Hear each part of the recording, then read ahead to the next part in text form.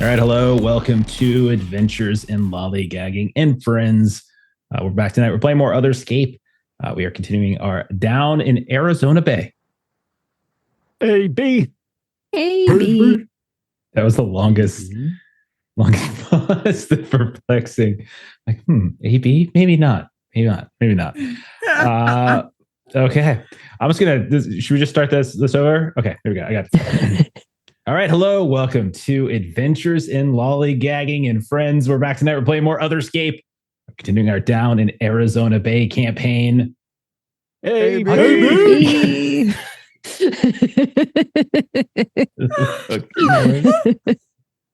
Anyhow, and we're probably concluding it because I'm just going to TPK everybody now at this point and do something else on Monday. Deserved. Yeah, for sure. Okay. Are you? As long as it's fun, sure. Okay. Oh, no. It's usually fun. Yeah. No, Those absolutely things not. are fun. It's going to be a full-on Cronenberg No fun. episode. Okay. Yeah, I mean, we've been leaning into the weird a bit, I think with this. So I think that sort of tracks. We are 17 sessions in. Yeah, 17 sessions. And then we had like this session 0, so 18 sessions in. That's crazy. Wow. Anyhow, whatever. Oh. Anyhow. Wow. I really should plan openings, like some sort of like banter topic. Just do something like that. So what do you guys think about this referendum? We just throw out random politics from countries that none of us actually live in. Just do that. I didn't do it. just look at what various get. Let's take a look at Madagascar's various political scene. The movie? Okay. They have No. points. See, there we go. I'm surprised. All I remember about Madagascar is that in Risk, it was like off to the island, and there are little dotted connections to it. Remember that? Anyone? Risk? Nope. Okay, let's go ahead and get the recap. It's just one of them nights. All right, last session, you all loaded up in Clover's van, which he finally got to use, and you headed out into the Badlands. You decided you're going to navigate yourselves. You were heading out to try to help Mallory's friend Lucky, who got trapped in an old Demeter Corp like black site that had been overrun. The Badlands are a place that had some sort of terrible like eco disaster years back, and it's just completely overrun. And it's like a post-apocalyptic wasteland. And Agaricus spawned there at some point. Exactly when in his past, he's not entirely sure. So you all decided, okay, we can figure out how to find Lucky ourselves. A couple hours in, you're driving around this ruined landscape. You came across a series of gargantuan saguaro cacti and this increasingly violent thunderclap. It's just getting worse and worse and worse. Rika, you had done some legwork. You had talked to a local merc by the name of Crawford back in the stacks. And there were some rumors that were kind of floating around about the Badlands. And one of them was that the cacti might be sentient. So you, as makes perfect sense, walk up and put your hand on it and try to communicate with them. And you kind of got something, a little bit of a weird kind of alien vibe going on, but ultimately was like warning you, get the hell out of here, go away, basically. So you all decided to do that. And you turned northward. And then you were hoping to make contact with the Dryads, this sort of nomadic group that sometimes escorts people across the Badlands more safely. You spotted these long crumbled buildings, this plume of black smoke on the horizon. And then while you were deciding what to do, you got hit with a rocket launched from the passenger of this oncoming dune buggy that basically rocked the van. A second one came and hit as well. Marauders started to descend on you. There's some on foot, one on a bike, the couple in the buggy. The earth was rupturing and something was threatening to reach up and grab and pull the van back in, nearly pulled Ivan in until Rika saved him. And in the end, after the dust settled, after Verana's attempt to get a corpse to go play fetch, decided to bring the grenade back and blow up on her, you all were able to fight off most of them. And you got away. You escaped back into the desert, just started heading east and just driving away as best you can. And then a little while later, you saw a trio of funnels forming around you, not like immediately outside your doors or anything, but around you very close, and were kind of threatening as they were growing up into the sky further and further. So we're going to pick up on that moment with you all, you're in the middle of this desert wasteland. In the distance on the horizon, where you can see, where there isn't like this sort of dusty mist clogging your vision of the horizon, there are like ruins and carcasses of old buildings. There is overgrowth from whatever kind of eco disaster residue is left over. And then as you're driving along, bumping on the off-roading van at this point, which by the way has shattered windshields. So you're getting all of that in your face. You've taken a bunch of damage.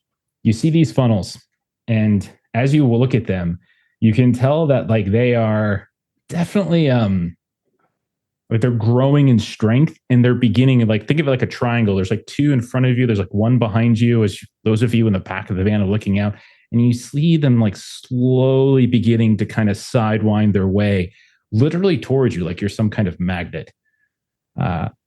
What do you guys like to do in this moment? Oh boy.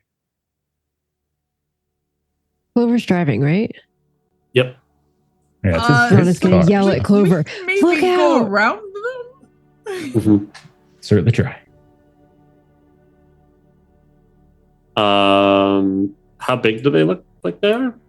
They're getting bigger by the moment, but they started as kind of these sort of thin funnels that just sort of grew up out of the ground.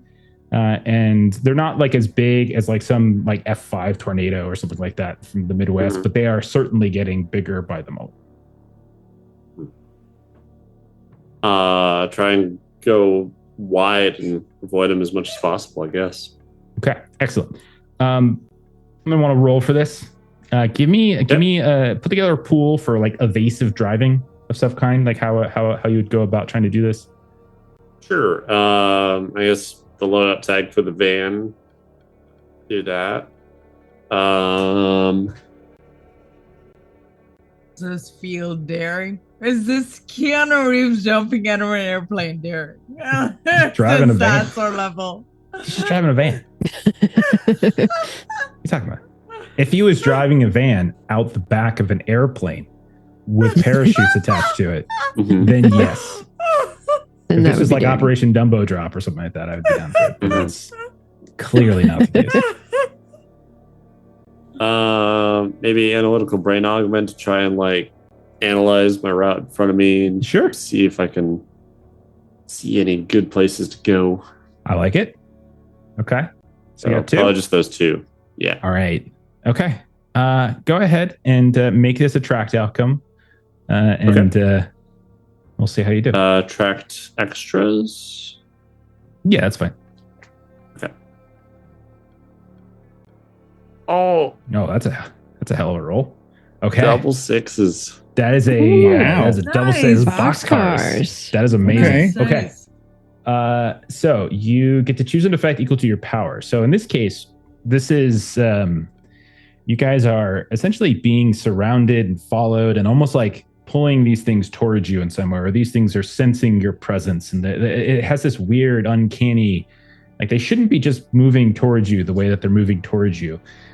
So this isn't just like that's the reason I'm asking for a track is because there is a limit we're kind of dealing with here that you guys have to sort of count it down. Now you've got 2 power.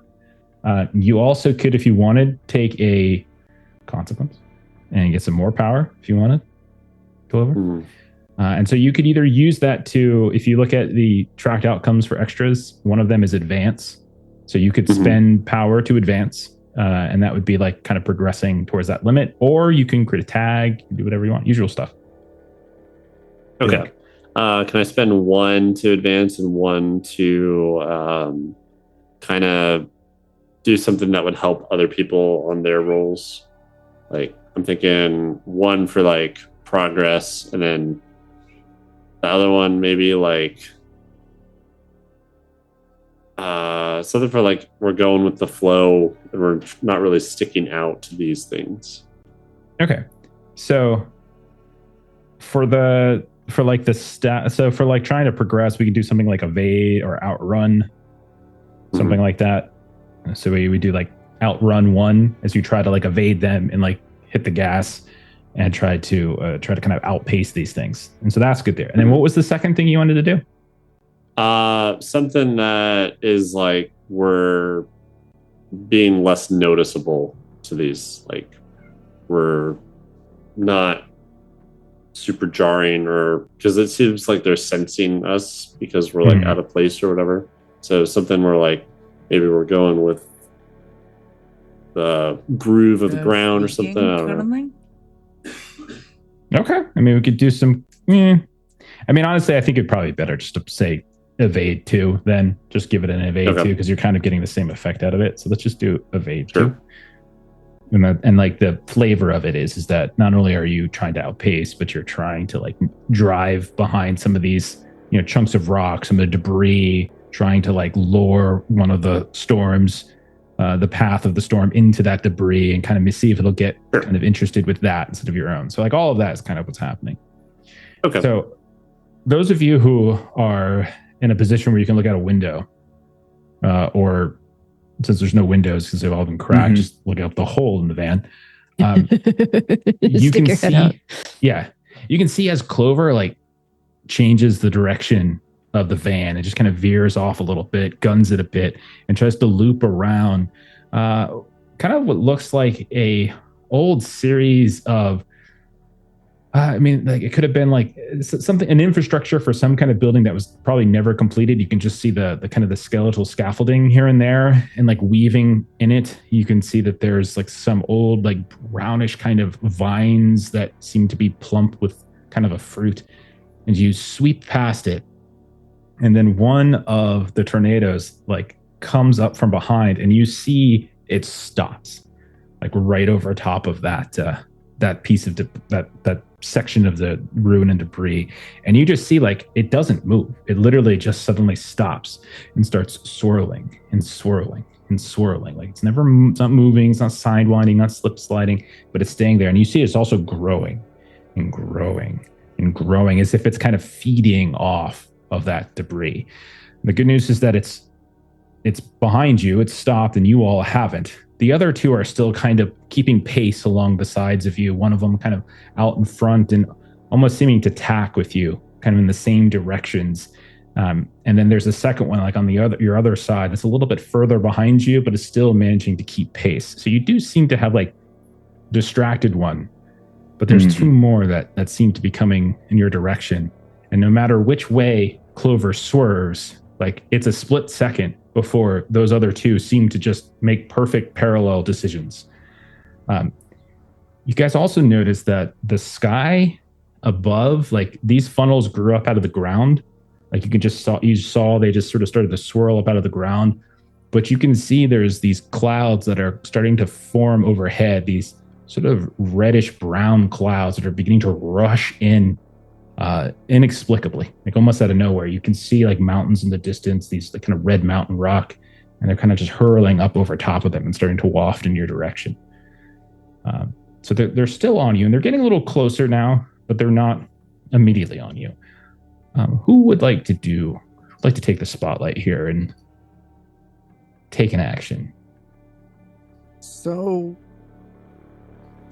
first thing, I mean, they're moving too unnaturally. Oh, very much so.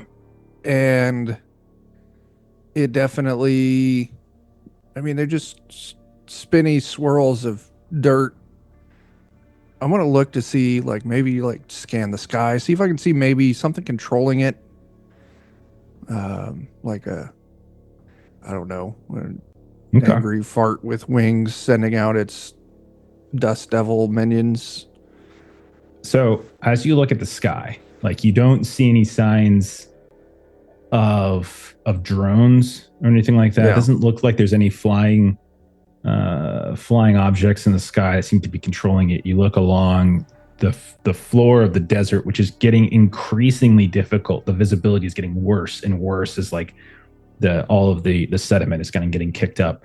And it's not just like the dust, it's the debris from all of this like apocalyptic landscape, and then this fungal growth that's everywhere. But Ivan, like you are one of the people who are a little bit more attuned with the mythos, so you might you might think then, since you don't see any obvious signs of tech in play, maybe you can do some kind of roll to sort of tap into like maybe something else is controlling these things. Okay. So if you wanted to do some kind of like magical, you know, like can discover something possibly. Okay. Yeah, I can do that. I'll probably just leverage my primary pyromancer. Sorry, this is my three misunderstanding. Are you looking to see if this is like a source thing? Like, is that what? Oh, okay. All right. Source thing. See where the source of the source thing. Thank you. Yeah. I'm so sorry. I was just, I wasn't able to put that together in my head for some reason. No problem. I think I'll probably end up with 2 tags. I think leaning into my Tech Gremlin card, cause malfunctions, because I'm looking to see if some way I can disrupt these things, and then also Pyromancer. Probably Shell Shock would affect this since it's a thinking test. Okay, I'll take it. Okay. Yeah, I think that makes sense. Yeah. Let's do. Oh, the shell shock actually from the previous fight. Explosion. I would say new scene. Okay, that's probably starting to sort of fade a bit. Okay. Am I still shredded 3 from the grenade? Yeah, I'm gonna say 12.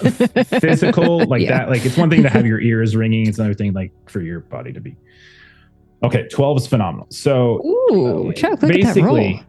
What you can do, so you've got 2 power to play with. You can kind of scroll. If you scroll back up to Joe's roll, that's probably the better choice of options for you. So you can try to advance something. You can try to discover something.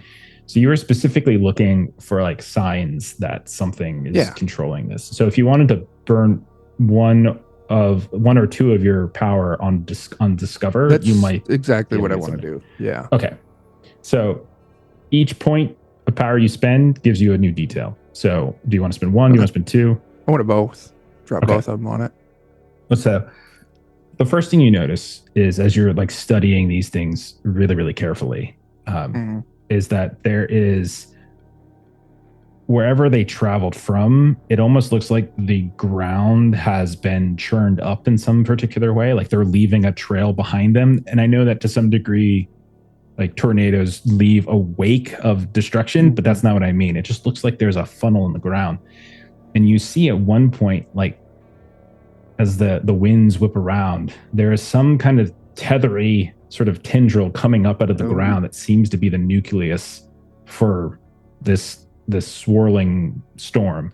And that's kind of like moving and cutting through like a giant, like very, very narrow, like shark fin up out of the ground that's just moving and cutting through the earth, and around it, this spores and such is swirling. You would probably be able to make the connection in your head then that when you guys were getting attacked with the van, there was something underneath the earth, like this kind of root that launched out and tried to drag you and the van in. So that's probably what you would observe at this point. You think there's something underneath the ground that might be causing this. Yeah, I'll immediately relay that to the team. Like there's something under each one. It's got tentacle. We know where to hit. Okay.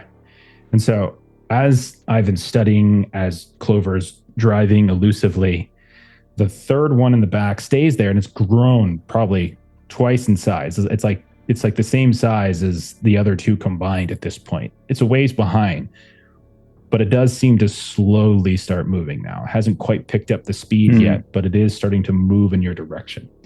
And the 2 that are flanking you have begun to close in more and more, to the point, Clover, as you're driving, you're having a little bit more difficulty sort of turning the wheel, and you can feel like the winds are buffeting the van so much that it's not as easy. And not only that, there's once or twice where you kind of feel from one side of the van, the wheels just kind of lift up and then slam back down really fast, as if it's like they're getting ready to lift this van up in the air. Would like to do something. Go ahead, Jeremy. No, you go ahead. It's okay. I was gonna do something fairly straightforward, and shoot at one of the ones flanking us. with my source harming ammo. Okay. So these will have. So you're going to have.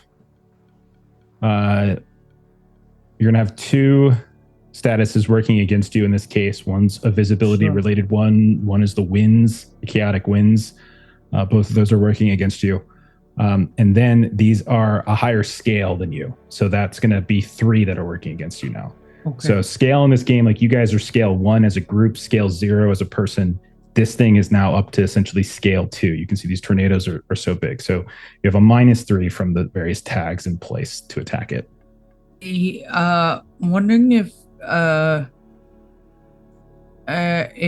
you let me use the following tags. Guns up, more guns, source harming ammo, 2 guns up once, and source hunting privateers, which is a crew tag. Yeah, absolutely. I think all that makes sense. Okay. And then -3, so you're gonna end up with just a +1. That is 9, 10. Okay. So sorry, did you say +1 or -1? It's a +1 total. +1 is 10. Sorry. Okay. So you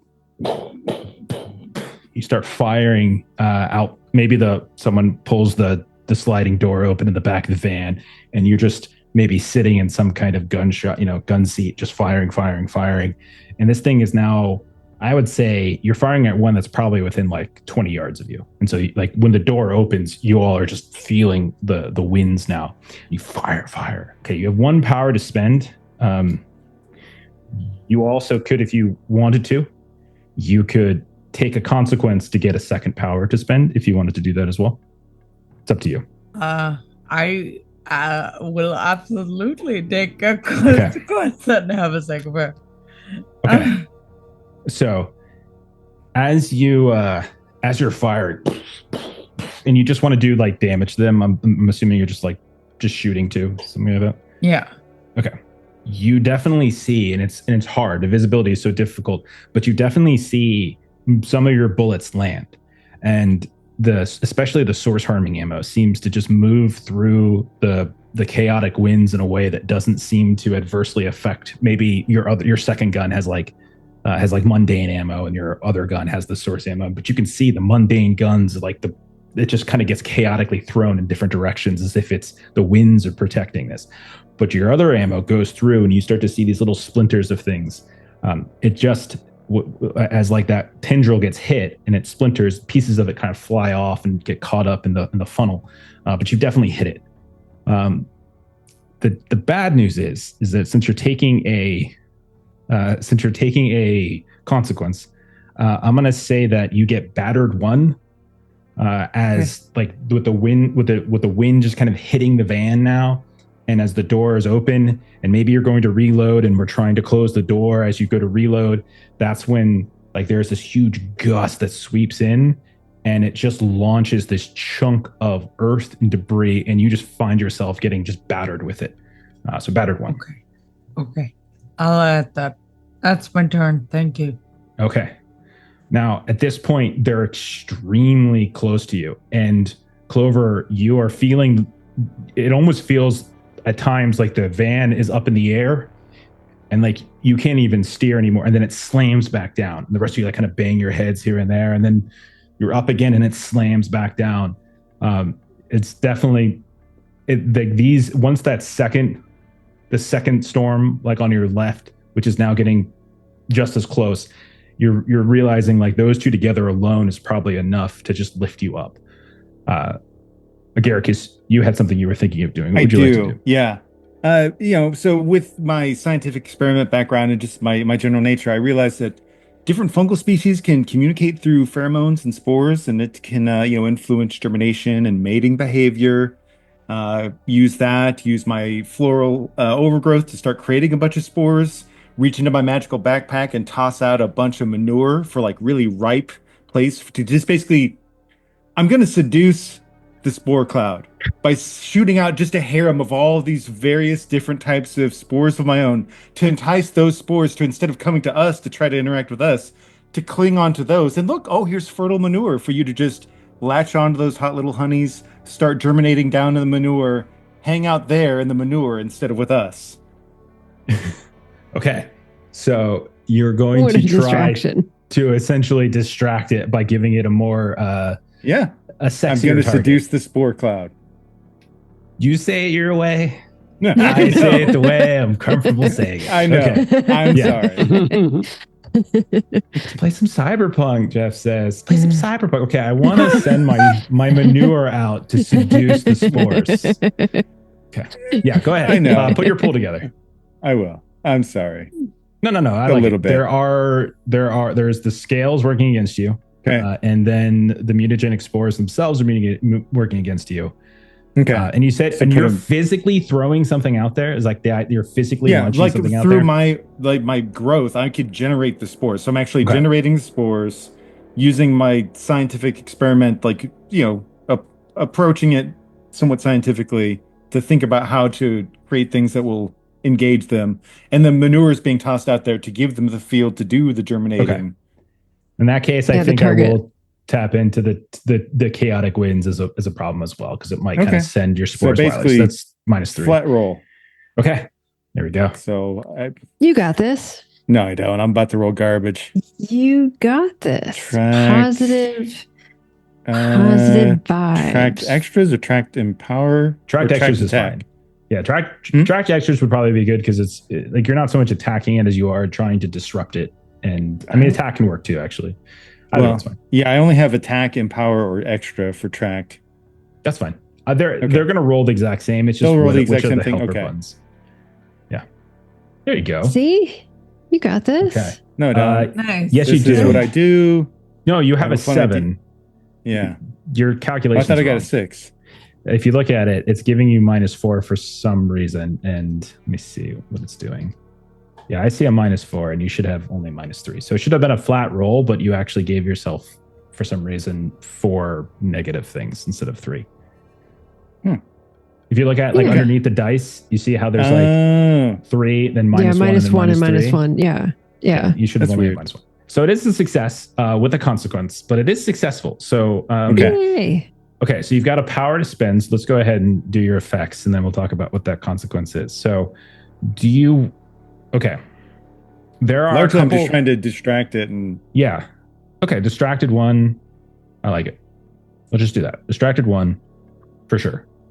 And so what this will do, I'll say, is this on like the passenger side, just where Rika, the one that Rika was shooting at, right? You start throwing the spores out there, like the door is open and you're able to just launch them. And you can describe that in a second. And what I'll say this does is it gets just like the one in the back, it just stops for a second as this new source of something comes out into the air, and it's just kind of gobbling it up. And that allows the van to get a little bit further out ahead, and you feel the smash as the wheels come down. As this one no longer is keeping perfect pace with you, is just a little bit further behind you now. And so that distraction alone has allowed you to kind of get all 4 of the wheels back down on the ground. So what does it look like then as you do this? Like, what does it actually look like for Agaricus? I think it would be like he just kind of like braces him. Like the door's already been opened earlier. He kind of braces himself in a couple spots. It's just like he's growing multiple different types of mushrooms all across, because he's just kind of shotgun all sort of different types of fungal thing to see what this will react to. So you just see, 1,000 different little varieties of colors and types of mushrooms sprout, and then just shotgun spread out into the air behind him. All right. Okay, so I'm going to say then, I'm just going to give you battered 1 as well. I don't see any reason to do anything different. Like, you're doing this with the door open, the winds are buffeting, like stuff's getting thrown into the van, and you're just kind of getting little cuts and bruises and such, but as like the different debris comes in, there's no reason to do anything too crazy. Okay.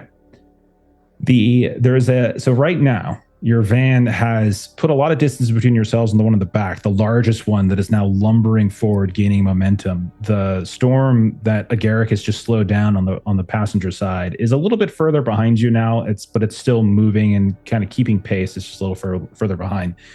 And then there's the one that's on the driver's side that is now, I would say, within about 20 yards or so. And Clover in the driver's side, you're feeling like like the window is no longer functional, and so you're just getting whipped and hit with all this dirt and debris. Verona and Mallory, neither of you have taken the spotlight. Do either of you want to try to contribute something here? I'm feeling kind of like a fish out of water here with what I've got going on. Verona, you got something? I'll give it a shot. I'm very concerned about that when heading in this direction. Let me see if there's...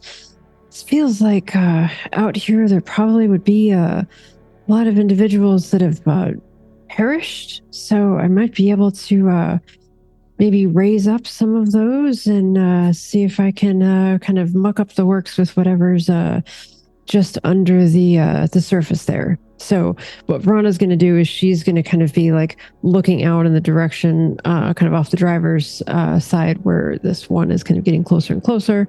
And basically what she is looking to do, let's see, which of these things do I want to do? Okay, so I want to take my new thing out for a spin. So I, in last downtime, picked up Spread the Chill of the Grave. So I want to do kind of a combination with Corpse Animation and Spread the Chill of the Grave to see if there are some kind of dead bodies around here that I can kind of take some of their essence and see if I can kind of use that to kind of slow down this thing that's kind of like peeking its tendrils up from below the ground. Okay, I like it. So you're assuming there's a bunch of dead things around, which is probably makes sense. This is apocalyptic setting, whether it's animals or people. There's probably a bunch of dead stuff in the ground. That's what it feels like. Okay, so which tags you're using then? Corpse Animation and Spread the Chill of the Grave. Okay, so the scale thing is going to play. I think is going to come into play with you.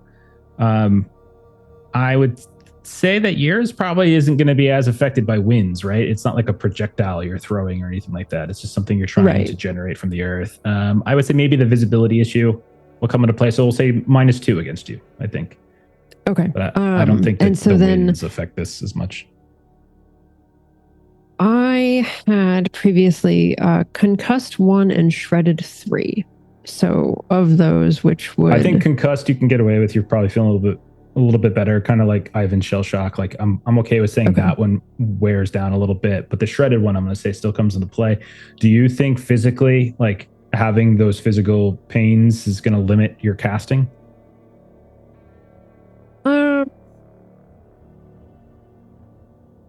It would not necessarily affect me the same as if I were trying to kick someone, because it's more sort of like mental focus. Okay, yeah, so, that's fine with me. Like if I were trying to kick or punch something, I would say definitely. Sure. Okay, so then give a roll. So I didn't take off the -2, so it should have been just a straight roll. So would have been a 6. It should have been a 6. Okay, so it's going to be a fail. Okay, you didn't have any more than just the 2? Unfortunately, going to be a fail. No. I don't. I mean, technically, I guess Forbidden Cult. Yeah, I think you need to look at your tags like a little bit. Yeah, because the cutting edge stuff. A lot of these things are helping you with your casting. So like. Yeah, no, that's true. I do usually add Forbidden Cult on. Ancient Fighting Techniques, not so much. No, I don't think so. But Forbidden Cult would. So it would have been a +3 and a -2, so a +1, okay, which so you would would be have a 7 5, 6, total. 7. So 7 total. So successful consequence. Okay, so as you sort of channel, and you can describe it how you want. Like you've all been passing by what clearly was once inhabited land. Like there's buildings, there's neighborhoods, there's the carcasses of various structures. And maybe you just pass by like at the perfect time, something that was some sort of tragic end to a factory or something, and like buried underneath it. And as you reach out, you can kind of hear or sense the voices or the bodies of whoever was kind of trapped in the rubble when this catastrophe happened. And anyone looking out of like the driver's side can see like starting to climb up from between the sort of the seams of the rubble. There are these like kind of ghastly looking figures as you just see.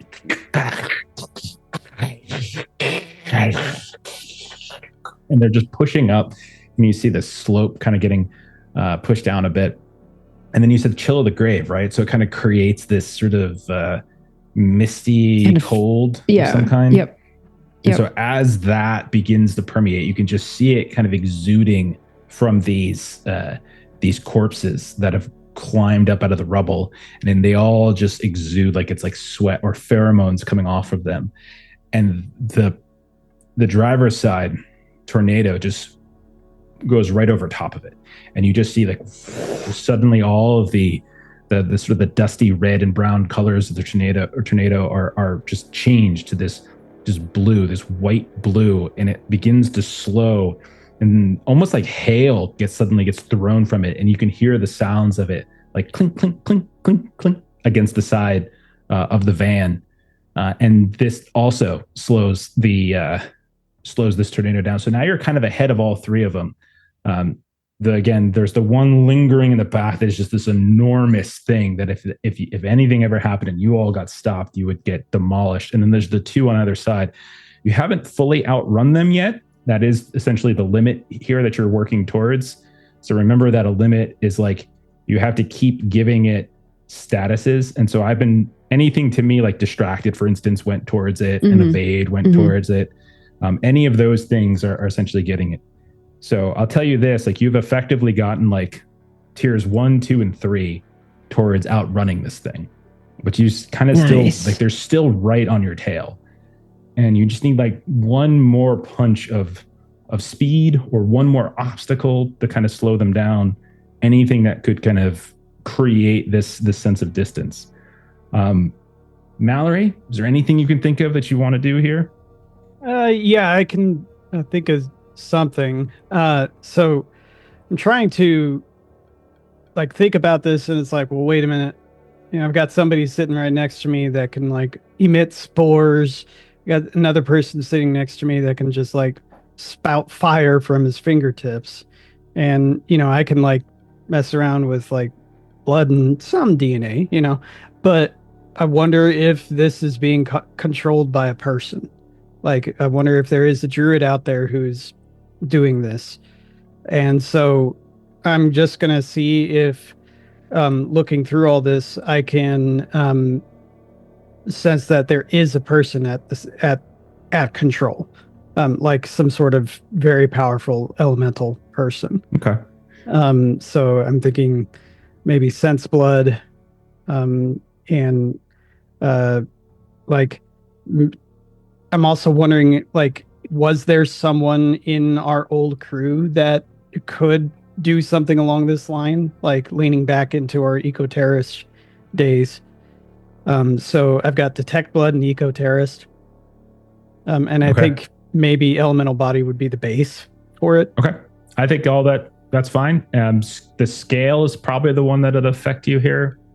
I don't think the winds are going to affect you. I don't think the spores necessarily are going to affect you. And I don't think visibility really matters in this case. This is more of a sensing thing. So you have a -1 to this roll from me. Okay.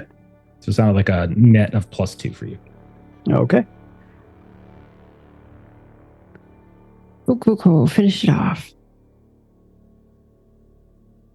That's a roll. Oh, yeah, phenomenal. I got a 12. Okay, phenomenal. So I'll tell you this, like you can do, so you've got 2 power to spend pretty easy. You can use it to advance again and say like, not only like you can use it essentially for the discover effect and then one for the advance effect. And that would probably get you what sounds like you wanted. Sure. Yeah, let's do it.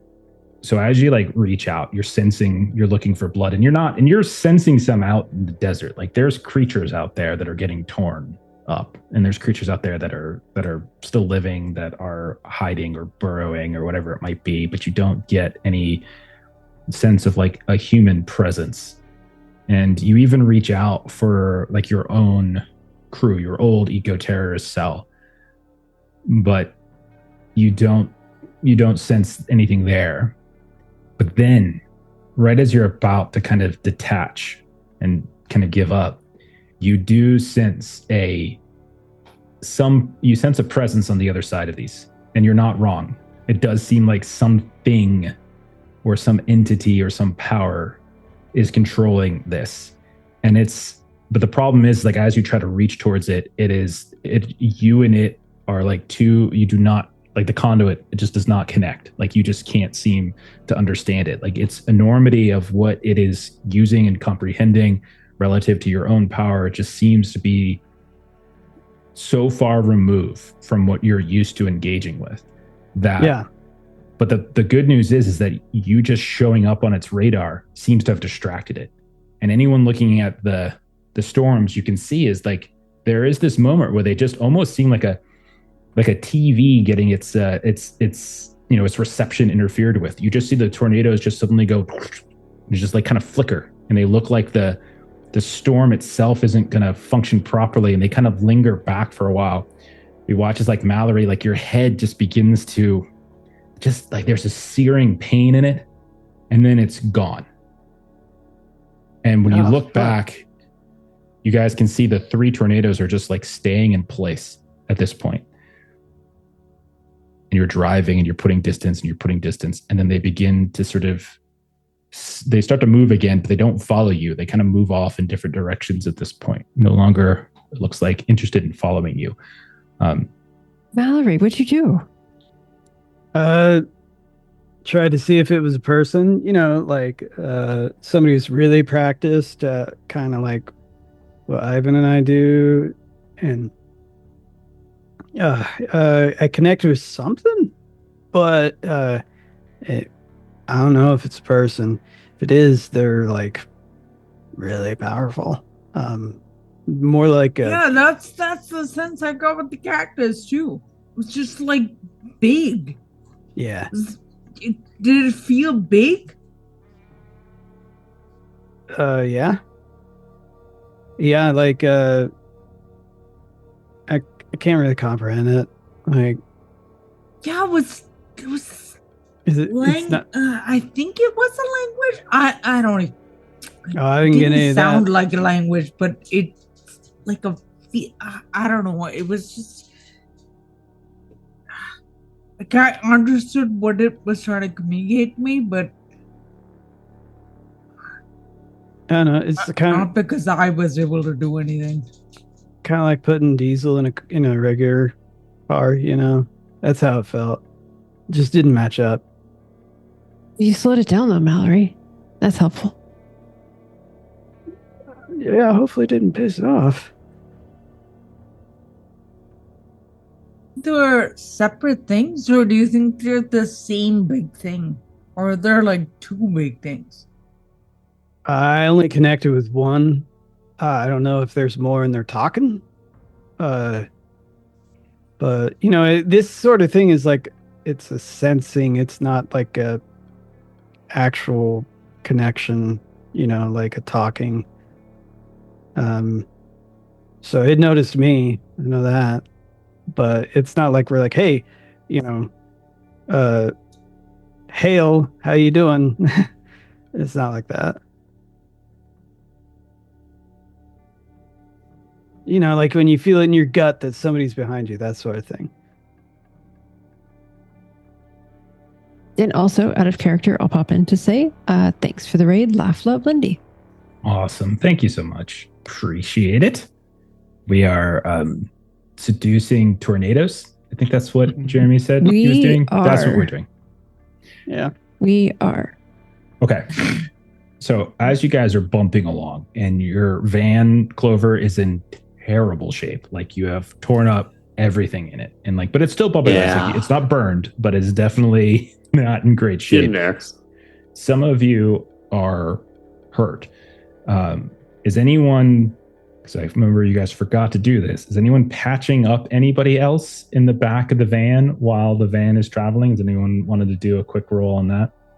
This isn't downtime necessarily, but if anybody wanted to make a roll at that. Rona needs to do some self-healing. Okay. For this shredded 3 from the grenade blowing up in her face. Okay. So this is going to be medical training and self-healing and accelerated regen gel. All right, it For all sounds three of good. them. Fortunately, you do have the 3 negative from the status, so it's a flat roll. All right. Anybody else hurt? Oh, I got Nice. an 8. Okay.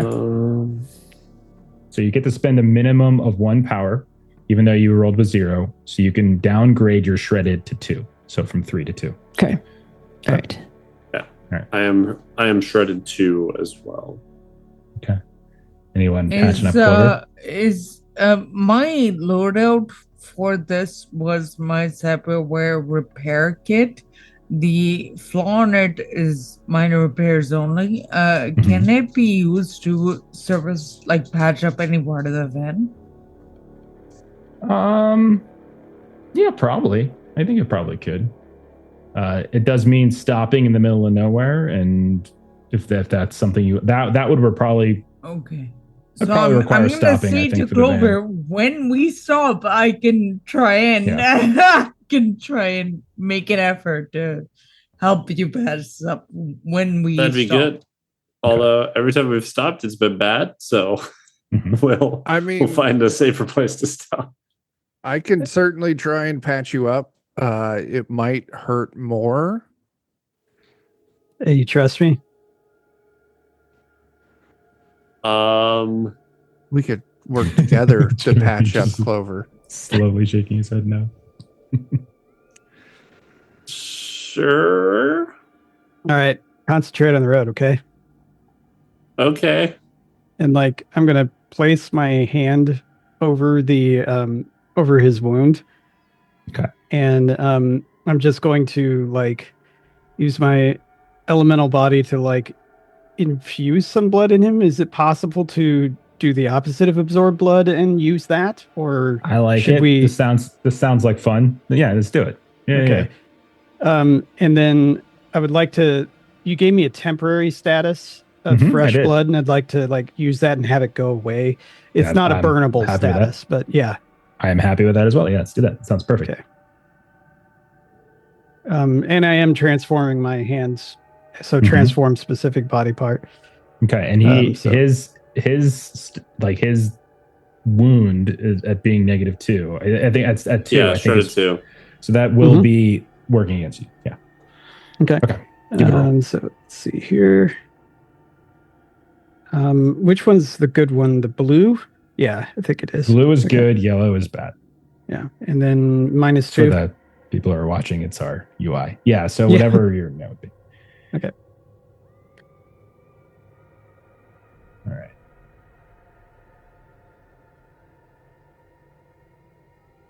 Oh dear. Okay. Oh dear. Okay. Yeah. Oh dear. That's Oh, not dear. good. That goes away. Okay. So that is a 5, right? Is that what you rolled? Okay. Yeah. That's it. Rolled a 1 and a 2. That's usually not going to work out good, no matter how many bonuses you have. Hey, better than Snake Eyes. So basically, something doesn't work as intended, and there are adverse consequences. I'll say this: Clover, give yourself infected 1. So like in the process of getting some of Mallory's blood, like it didn't quite work the way you wanted, and maybe the wound got a little infected. I'm not gonna like increase the status of shredded. That doesn't seem fair, but we'll say like maybe there's an infection now that's kind of in your blood, and it's minor. It's probably not that bad. You could probably buy it off at some point later, but it has the potential to grow to get worse. I hope you like my skin's typo supposed to negative. feel like spaghetti. Mine does a lot of the time. I hope you like typo negative. I think that's the good one. There he is. It is. Good band either way. There's our Adam. Okay. You guys been driving for a bit. It's getting dark. Those brown clouds are still kind of overhead. And it's a little while later. You've been, some of you have been patching each other up. Some of you have been maybe like Riker, you're making some modest repairs to a few things here and there inside.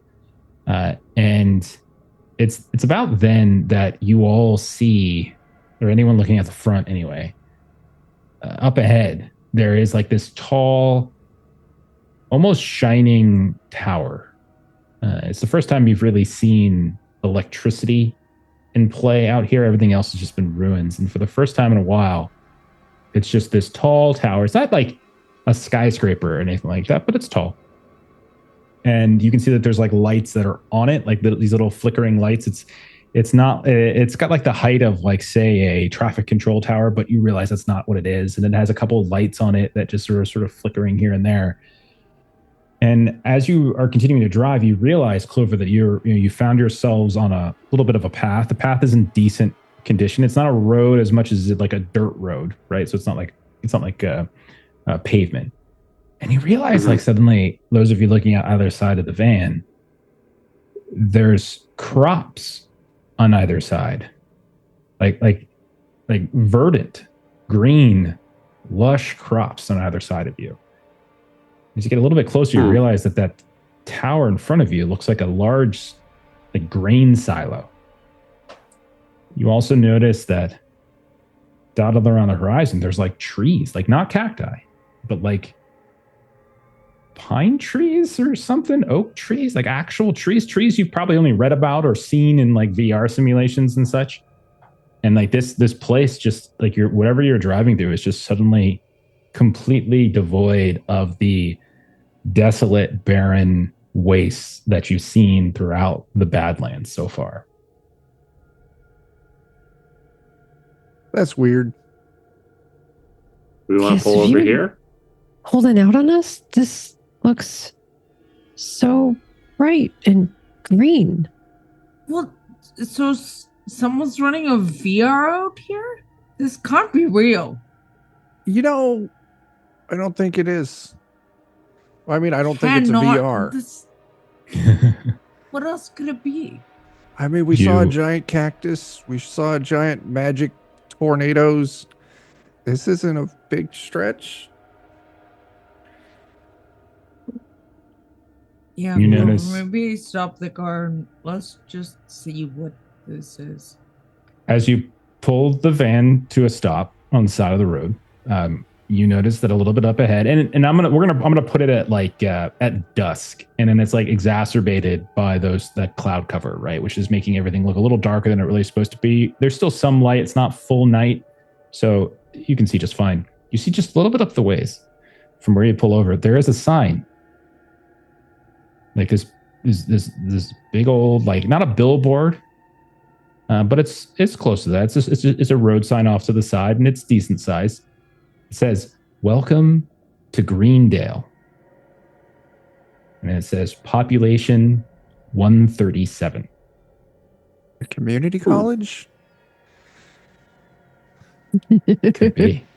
There are humans here. God dang. Community was a lot of fun. Yeah. Hope we get to do the paintball. I loved Community. Oh my god. Such a good show. Well, it came on when I got a full-time gig at a community college of its kind. Are you serious? That's wild. So I was just like, this is accurate. This is fucking not accurate. This is accurate. That is not even close to accurate. It was really fun. So Veronica just is staring at Agaricus like, what is this place? Seems lovely. Let's go talk to these nice people. Agaricus, I guess the real question is, did you know this was here, or were you predicting this was here? Or is this a surprise? This is a lovely surprise. Okay. Let's go talk to some people. Verona just wants to go outside and just touch grass, as it were. You can do that. If you go outside, if you start touching ground, you can see there's definitely lush greenery. It doesn't suddenly disappear in front of you. It's not like Sunken California where you reach out. Is yelling out of the window to her. Is it real? Yes. Touch it. It really is. I would like, and like, I don't want to disturb it, But I could, I don't want to like destroy it. But Rika's leaving the real. car and like beside Verna will like, this is real. How Smells is this amazing. real? Feel how soft that is. And Vrana and Riker, Vrana's looking back to everybody else. You should feel this. You guys need to come see this. Yeah, I'll get out. Are there animals? You hear the sounds of a couple things kind of skittering about in the crops, but you don't see anything. Okay. Note that for later. I'll go and touch it. The grass or whatever. Okay, I was gonna say it's being. What are you doing? Yeah, it feels real, like as real as anything you felt before. It's like touching like a piece of fabric, whatever it might be. Like it doesn't feel like Sunken California when you would reach out and touch things, and there was a disconnect between the augmentation overlay and whatever it is your hand was touching. Like it feels real. Like it in every, like if you reach out and touch like a, you know, something coming off one of these crops, we'll say cornfields, and so you reach out and you kind of touch something and it's got that fibrous tough nature of it. You hit the, you know, the ground itself, there's, you know, there's grass, there's dirt, there's weeds, there's like a dandelion, stuff like that. All of that's there, and there's a fragrance to it. Like it smells earthy, it smells fresh. How verdant. I always wanted to use that word. It's a good one. It's maybe the only place that I've ever seen that it applies to. We probably don't want to disturb anything because I imagine all of this is very valuable and we should probably be careful. I'm cracking into my van, spilling oil everywhere, just like absolutely. Yeah. just hear the van just like shaking. You look back and Clover chucks something out the window. Don't need that anymore. You know, stamping out a fire. So you're feeling better. Glad I could help. Yeah, it's different.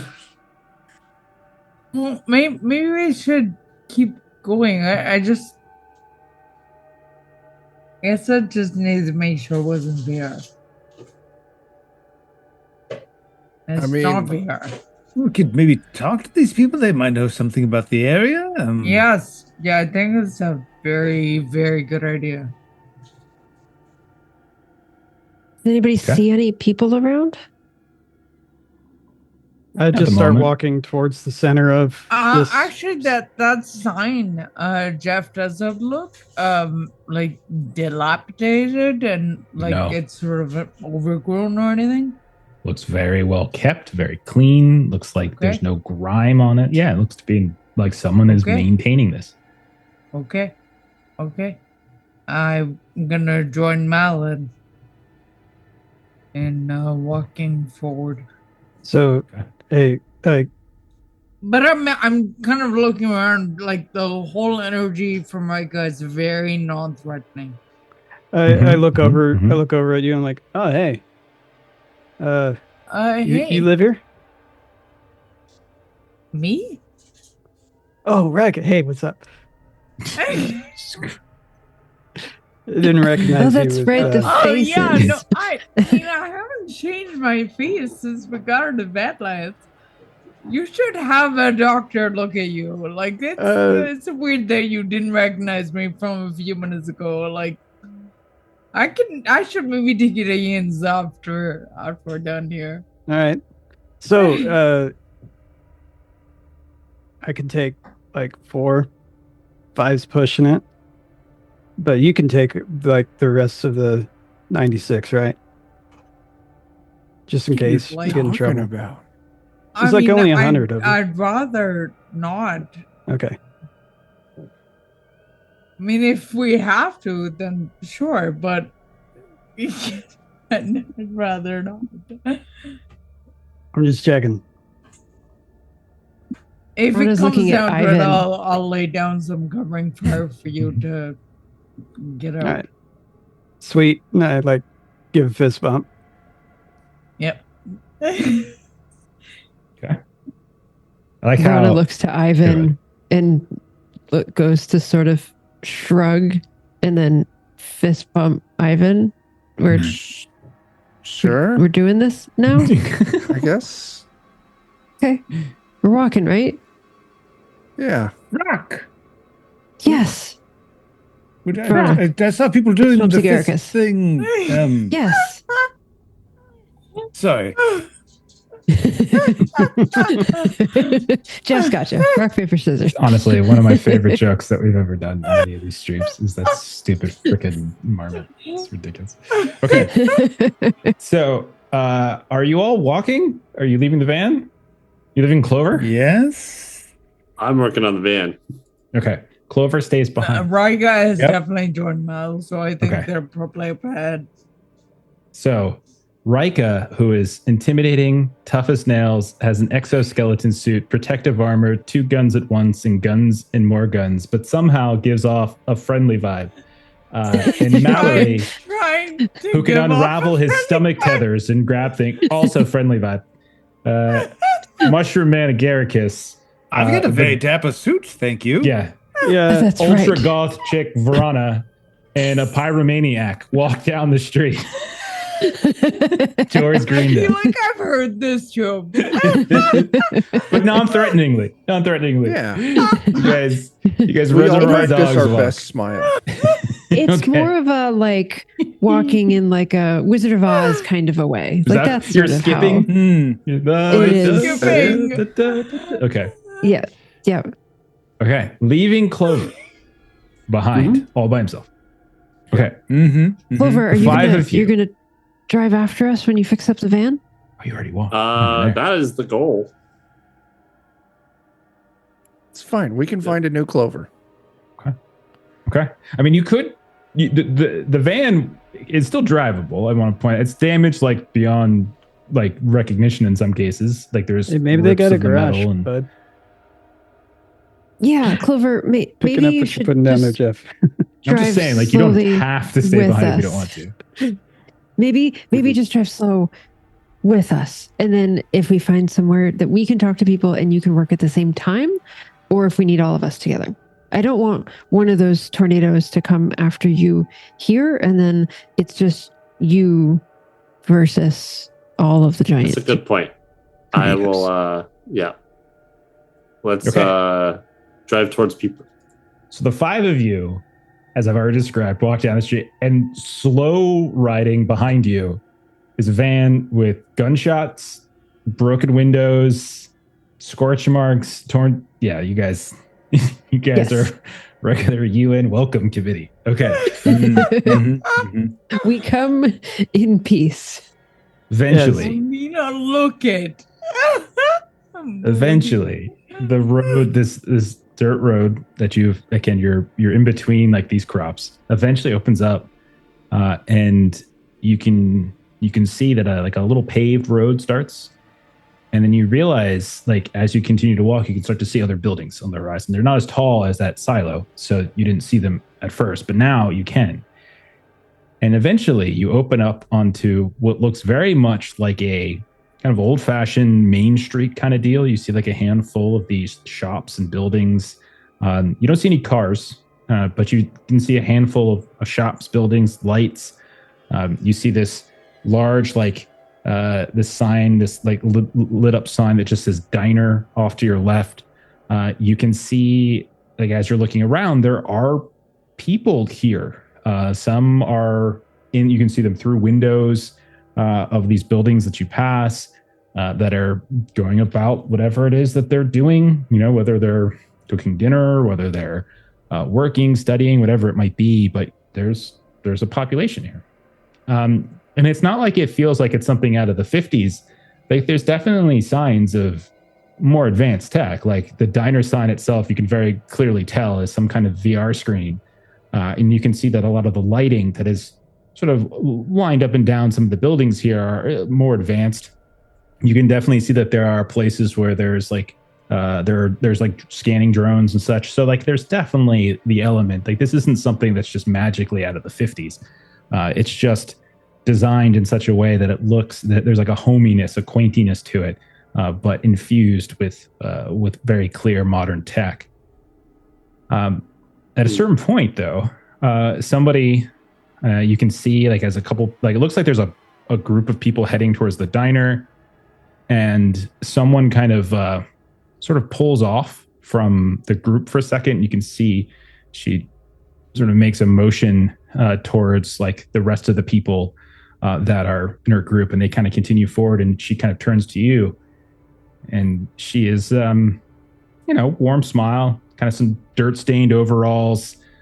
She comes up to you and is like, well, hello there. How are you strangers doing? Is there you look lost. I gotta say, you look lost. Yeah, we are. Right. We're not from around here, obviously. Yeah, I can tell you don't quite fit the aesthetic, but that's all right. That's all right. We get some of your kind every now and then. People kind of get lost out in the wastes, and they need a little oasis to get their wounds all patched up. And we'll be the first to welcome you to Greendale. It's a beautiful place, is it not? It's lovely. Yeah, you all look like you had a terrible ordeal. Oh, is that? Oh my goodness! What on earth happened to your van? Oh. Goodness gracious. Lots of things. There's some cactuses and some people that threw explosives at us, and I hit it with there's a trench that opened up. You had running with the Marauders. I drove into a motorcycle. Well, unfortunately, we've done some outreach, and we've tried to bring them over to a more civilized style of living. Some have taken that up in some ways. Others, well, not so much. But if you need a hand, if you need to fixing up, if you head on down the street here, go down Main Street at the far end, you're going to see a garage there. It says Simon's. I'm sure he'd be more than happy to help you out. Closed down for the evening. We've got communion here in a few minutes, so but he can probably take it up for you in the morning. That would be fantastic. Very kind of you. Thank you. We seem to have forgotten our manners. My name is Rika. Sorry, I didn't catch your name. Oh, Miriam. Miriam Holt. You just call me Mary. Mary, very nice to meet you. Yeah, of course. It's not Mary. It's Miri, but that's fine. Miri? Oh, hey, Miri. Sorry. No, it's like Miri, like short for Miriam. Oh, like as in Miriam Drive. Got it. It's a lovely name. Like that. It's very nice to meet you, Miri. She looks at you for a second, and like she reaches a hand out, like, "Well, hello, Agaricus," and she's like, "Hello." Kind of. So, give me a pool. Oh no. Not like so much a mitigation, but give me a check, Agaricus. This is more for like something's happening. This isn't just like everybody. To everybody else, this looks normal. But Agaricus, as you and her make contact, there's something about that contact that feels different than shaking a hand like Mallory's hand or Clover's hand or Ivan's hand, right? Okay. So give me a pool, something that anything kind of anything that's like source related, magic related, identity related, anything like that. It's not like you're not trying to like read her face. There's something more mythos related here. You can also just roll a mythos test. So one of the other things, we don't do this very often, but like once a session, you're always able to roll like your identity. Mm-hmm. So if you look at our hotbar stuff, you see how there's like the mitigate, the quick, but then there's noise mythos itself. You can roll just straight up mythos here for that, or straight up self. That's right. Okay. 9. 9. Very nice. Good. Okay. Very nice. Consequence will just be narrative and a very minor one, and it might not even come into play. But you see, like, there's a little bit of hesitation as she kind of holds onto your hand a bit. But do you remember a little while ago, Agaricus, when you sent your spores out to try to seduce a tornado? Because you were saying all this amazing nonsense about how different fungus can kind of interact and communicate with different. Well, that's kind of what's happening right now as you reach. Oh my! and you just you just kind of feel like a moment where there's like she's speaking to you and she's smiling and she's saying, nice things, and it looks all incredibly, as Reiko would say, non-threatening. However, you can also feel like some other attempt at communication. Like you can feel like this, it's almost like you're being connected to a network, and like her voice or her way of communicating is trying to welcome you. Like she's probing to see if you can sort of match that language back. Oh, very gracious for your hospitality, Miri. I hope we see more of each other this afternoon. Well, it's evening, but if you'd like to come to communion with us, we're about to have dinner and say our nightly prayers. If you would like to come with us. Yeah. Oh, and your yes. friends, of course, could come as well. More than happy to have you all here. There's plenty of room. Prayers to who? Oh, well, that's to the Grain Father, of course. He is that which has provided us with such verdant growth and yield. Yes, I knew that was the right word to use. Okay. Yeah. Cool. All right. Yield? Verdant. I've never been able to use it. When we were initially establishing the community and trying to decide a name for the town, some folks wanted to say Verdantdale, but that had a little bit of a cumbersome ring to it. So we just said, well, let's just do Green instead. And lo and behold, it's been born. All right. Makes sense. Okay. Well, excellent. I have to ask, would it be considered disrespectful to the Grain Father if some of us chose to try to work on our vehicle instead of joining for communion? Would that be looked down upon? Well, none of you all are yet brought into the to the wonderful word, so I don't see how he could be offended. You all are new to town, of course, and don't understand the way that our community functions, and we don't expect everyone to follow our beliefs while they're here. So no, if you would prefer to repair your vehicle, you go right ahead. As I said, Simon's garage is down at the end of Main Street. However, he is probably closing down for the evening. Right. That's why I was asking. We may choose to try to work on some repairs ourselves, given, of course, that it's time for him to close his shop and go to communion. Just did not want to be disrespectful. I see. Well, of course, yeah. If y'all, that's fine. I understand. We get some travelers who are, resistant a little bit to our strange little ways. I don't think it's that so much as we're in kind of a hurry. Somebody's in trouble. Oh, well, yeah. Did one of you leave one of your friends out in the wastes or such? More like a friend was already out here and we came to save him, that sort of thing. Oh, yeah. Well, I'm so very sorry to hear that.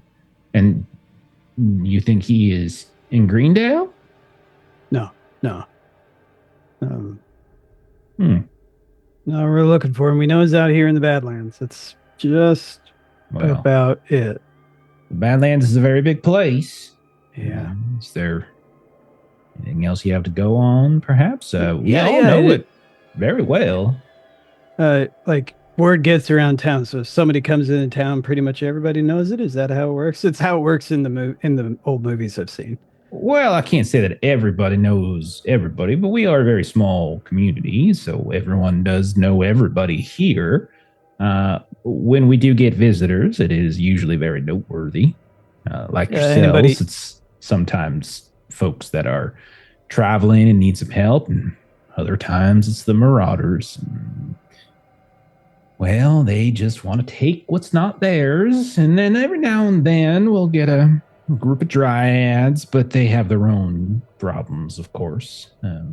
Issues with how we live our lives. But anybody named Lucky come through? Lucky. No, I I'm afraid I don't know anyone by that name. I will, however, ask around, and we can see. It's possible. We can speak with Brother Lysander. If anyone will have known about your friend Lucky, Brother Lysander would probably be the one to speak with. You can also speak with Sable. She's a bit rough around the edges. She's a former marauder herself who has seen the light, so to speak.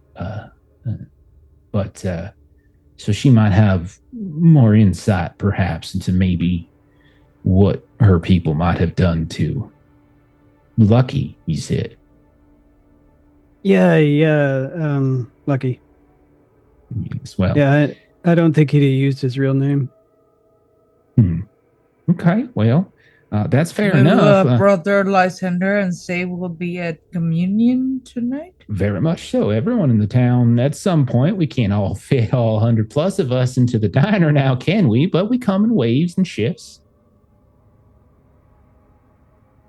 Right on. I'm wondering if Verona could do it's a little bit of a stretch, but maybe like a medical training role just to see if she seemed to have any response to the name Lucky when Mal said that. You're trying to do an insight check, so to speak, trying to see if she's lying to you? Essentially, just medical training, see if her heart rate seemed to increase at all, or. Okay. Are you putting a stethoscope on her chest? Are you holding for her pulse? Go right ahead. Yeah, put a pull together.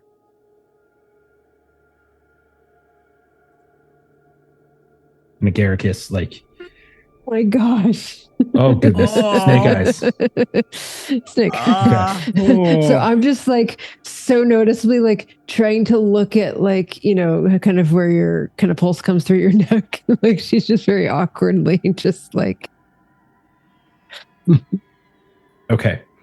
There's going to be a consequence for this, but not an immediate one. Okay. So it is very awkward as you're leaning closer and closer. And well, excuse me, ma'am. Sorry, she does that. Hey, Brana, what have I told you? I know that folks live atop one another inside Arizona Bay, but out here in Greendale, we like to give people their space. So if you don't mind.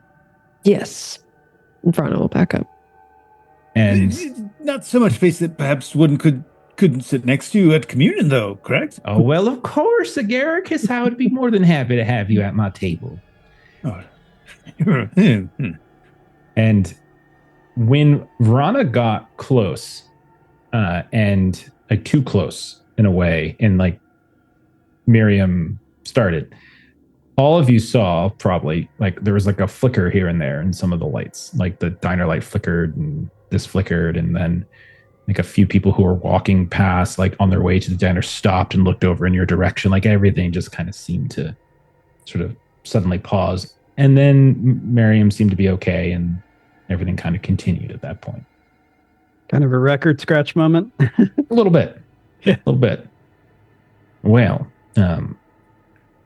so Miss, and she kind of points to Verona, and the two of you and Clover, you're going to go work on your vehicle. Are the rest of you coming for are you going to come break bread with us? Absolutely. Okay. Excellent. Yeah. Okay. So Verona, Clover, you get into the van. Are you going down to the auto shop and everything? Yeah, I would probably bring it down there and then start working on it there, and at least so it's close by when it opens up in the morning. All right, so you head down there, you kind of park that. The other four of you head inside of a diner. And you can see it's there's a overhead, like I said, there's a very standard looking display that you would see with many other shops, many other places throughout the city, throughout the stacks or any other district. It looks exactly like, and it just says diner on it. When you go underneath the door, there is a brass plaque right above the door itself that says Communion Hall.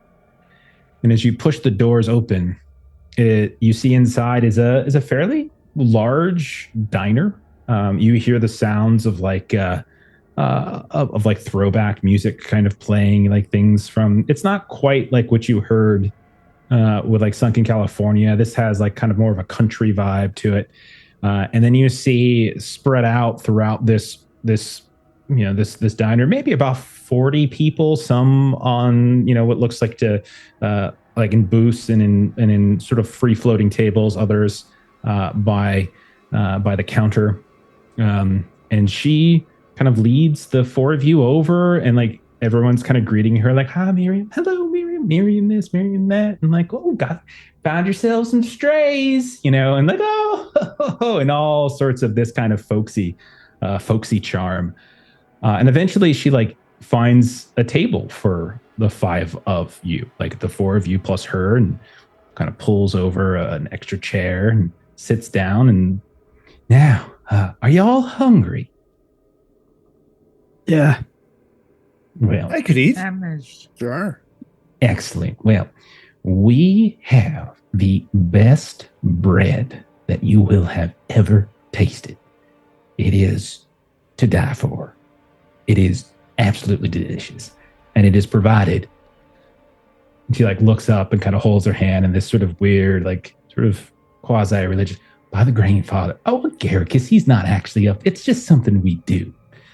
He is here. He is everywhere. He watches over us and ensures that we have what we need to keep the community safe and sustained and our bellies full, and making sure we have proper defenses from the dangers, both environmental and, unfortunately, the marauders, dryads, and other folk would come and disrupt our way of living. And Garricus, as you're like smiling, you're looking at her and you're like, look around, you can see half the people in here are like looking over at you, and they're also kind of doing this big smile. Thanks to the grain, and I'll just grow like some grain and just put it out on the table. Well, thanks to the Grandfather, then. I thought you might have a little bit of him in you. Maybe. Oh my. And you see, like, she gets very excited. We have a prodigal son returns. And, like, she's, like, calling out. And you can see everyone kind of looks back and starts clapping. And then, like, a few people, including her. Yes, you are. And then she reaches out her hand and she does the exact same thing you do. And she grows this tiny little grain. Hers is maybe slightly more refined than yours. Looks like she's more practiced, or more, in the sense of like she's had this like structure. And you can see half the people in the room are doing the same thing. They're like, "Well, hello, brother. Hello, cousin. Welcome home." All these types of things. People are shouting out and people are clapping and such. It's only about half the room. The other half, like, they're just looking, they're happy. I have a family. They're like me. Do. Yes, we are. Oh, my goodness. Oh, what a blessed day. What a blessed day. Oh, praise to the Grandfather for bringing our dear Garricus home. And you can see everyone's just and like people are getting up and coming behind a Garricus, and they're like kind of patting him on the back, and they're saying all these wonderful things and like, "Welcome home. It's good to see you. Oh, you have what a wonderful look you have. Oh my, you paint a pretty picture of people that are coming past you," and everyone's just being as sweet as can be with the Garricus. So, Jim, I don't know if I need to make a roll for this, but Rika has been watching all of this with an increasing level of suspicion and anxiety. And similar to with Big Red and like going to the cop car and stuff, like what she had done before then was to turn off like any organic reactions, or her face looked totally neutral. And I would really like for her to do that right now, so she doesn't look like she is very suspicious about everybody. I don't know if I need to like. Okay. No roll necessary. Just say you do it. No one's paying attention to you at all. It seems like then that is even perfect. Looked at your way. Even a little unsettling, but that's okay. Okay. Vrana or Ivan, or actually no, Vrana, you're with Clover. Ivan or Mallory, are you doing anything in the process as this this like welcome home Agaricus party starts to kick off. I look at Ivan, like, and I'm just kind of like, I don't know, like I like an I don't know what to do look on my face. And I'm not suspicious like Rika is. I just think this is weird. So. Oh no, I think I would give you the look that soon, but not now. We're gonna have to burn this town. And okay, so that like then I kind of look a little. Yeah, it's a cult. So Miriam is your Is there a difference? grandfather? Is he you said he was everywhere. Is he in the big cactus forest? No. Oh, have you been there? Oh. Well, that's a very dangerous place and very sacred to the Dryads. I am surprised. Did you have a run-in with them? Is that why your van is in as No, the we condition? just went. We're just in the area. Oh, well, normally they are very, what's the word? Protective of those fields.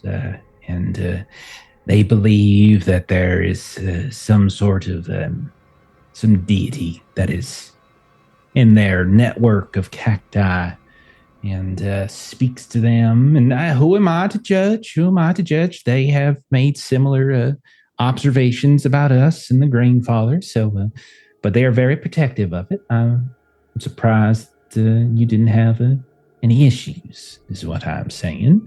But no, the Grandfather has no control over those fields. You. Could you point out Sable and Brother Lysander to me? Brother Lysander will come and visit with you when he decides it's time to, not when you, I'm afraid to say.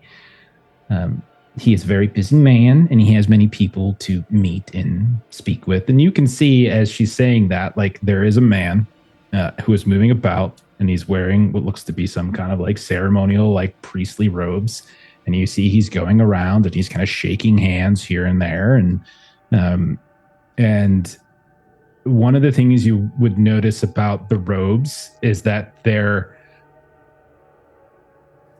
they have like, they start at the top of his shoulders and they start to run down, and they look like normal at first, but about halfway down the robe and then all the way to the tail, it just looks like this clumping growth of fungus by the time it gets all the way to the ground.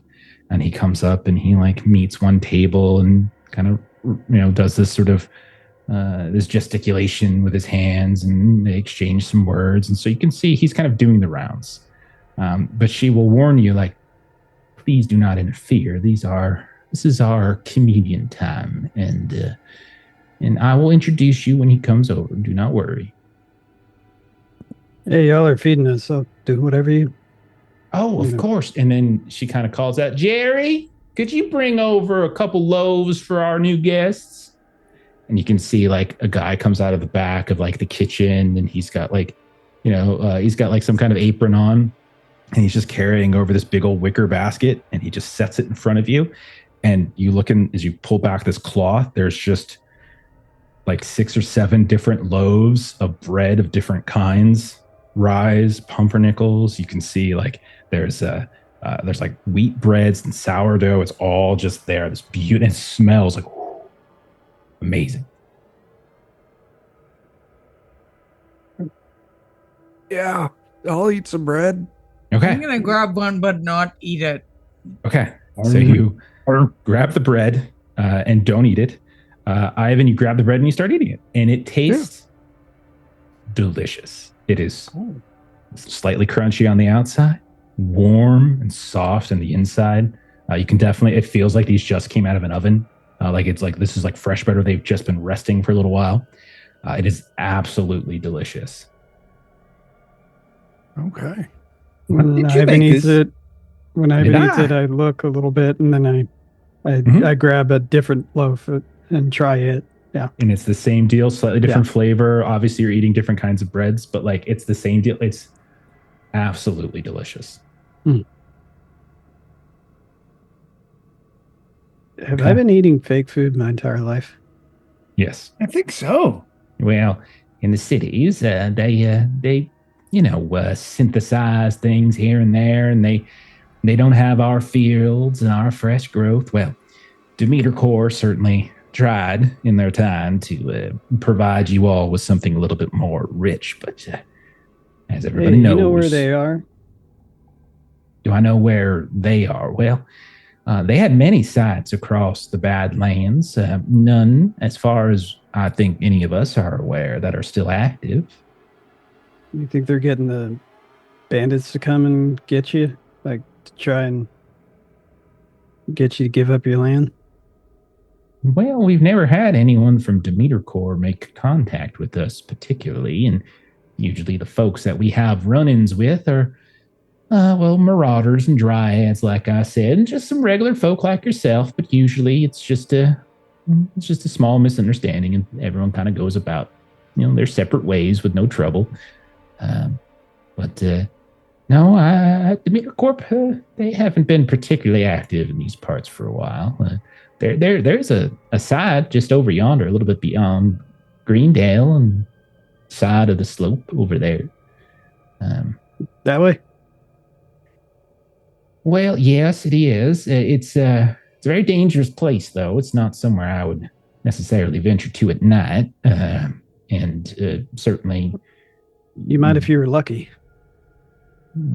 Certainly possible. But as I said, I don't recall anyone by the name of Lucky coming through here. And there have been people who have come to try to delve into that site. And well, they've come here first and provisioned themselves and such. And most of the time, we never hear from them again, if you understand my meaning. I do. Damn it, Harpreet. Who is that? How did this... Oh, no, nothing. Don't worry. Oh, okay. Sorry, I cut you off. No, I was... Stupid Lucky. Miriam, how did this community get started? Why? Well, I mean, this is not a particularly comfortable place. Well, I beg to differ. It is quite comfortable here in Greendale. Thank you very much. The rest of the Badlands, yes, it's a very daunting and trying land. But here in Greendale, we are just a little oasis of heaven amongst a landscape of hell. And why here? Well, this is where the Greenfather called us. How long has this place been like this? Well, Has Grindel been so nice? Well, I personally have been here for better part of 20 years. It was much smaller back then. We've grown a bit in population and territory. I would say I wasn't one of the first to arrive. Brother Lysander, I believe, was, but I wasn't necessarily long after its origins, so perhaps 25 years. Certainly after the terrible events that made the Badlands what they are, of course. Do you guys have dogs here? Dogs? We have a few, yes. All right, I'm gonna get up and go find a dog.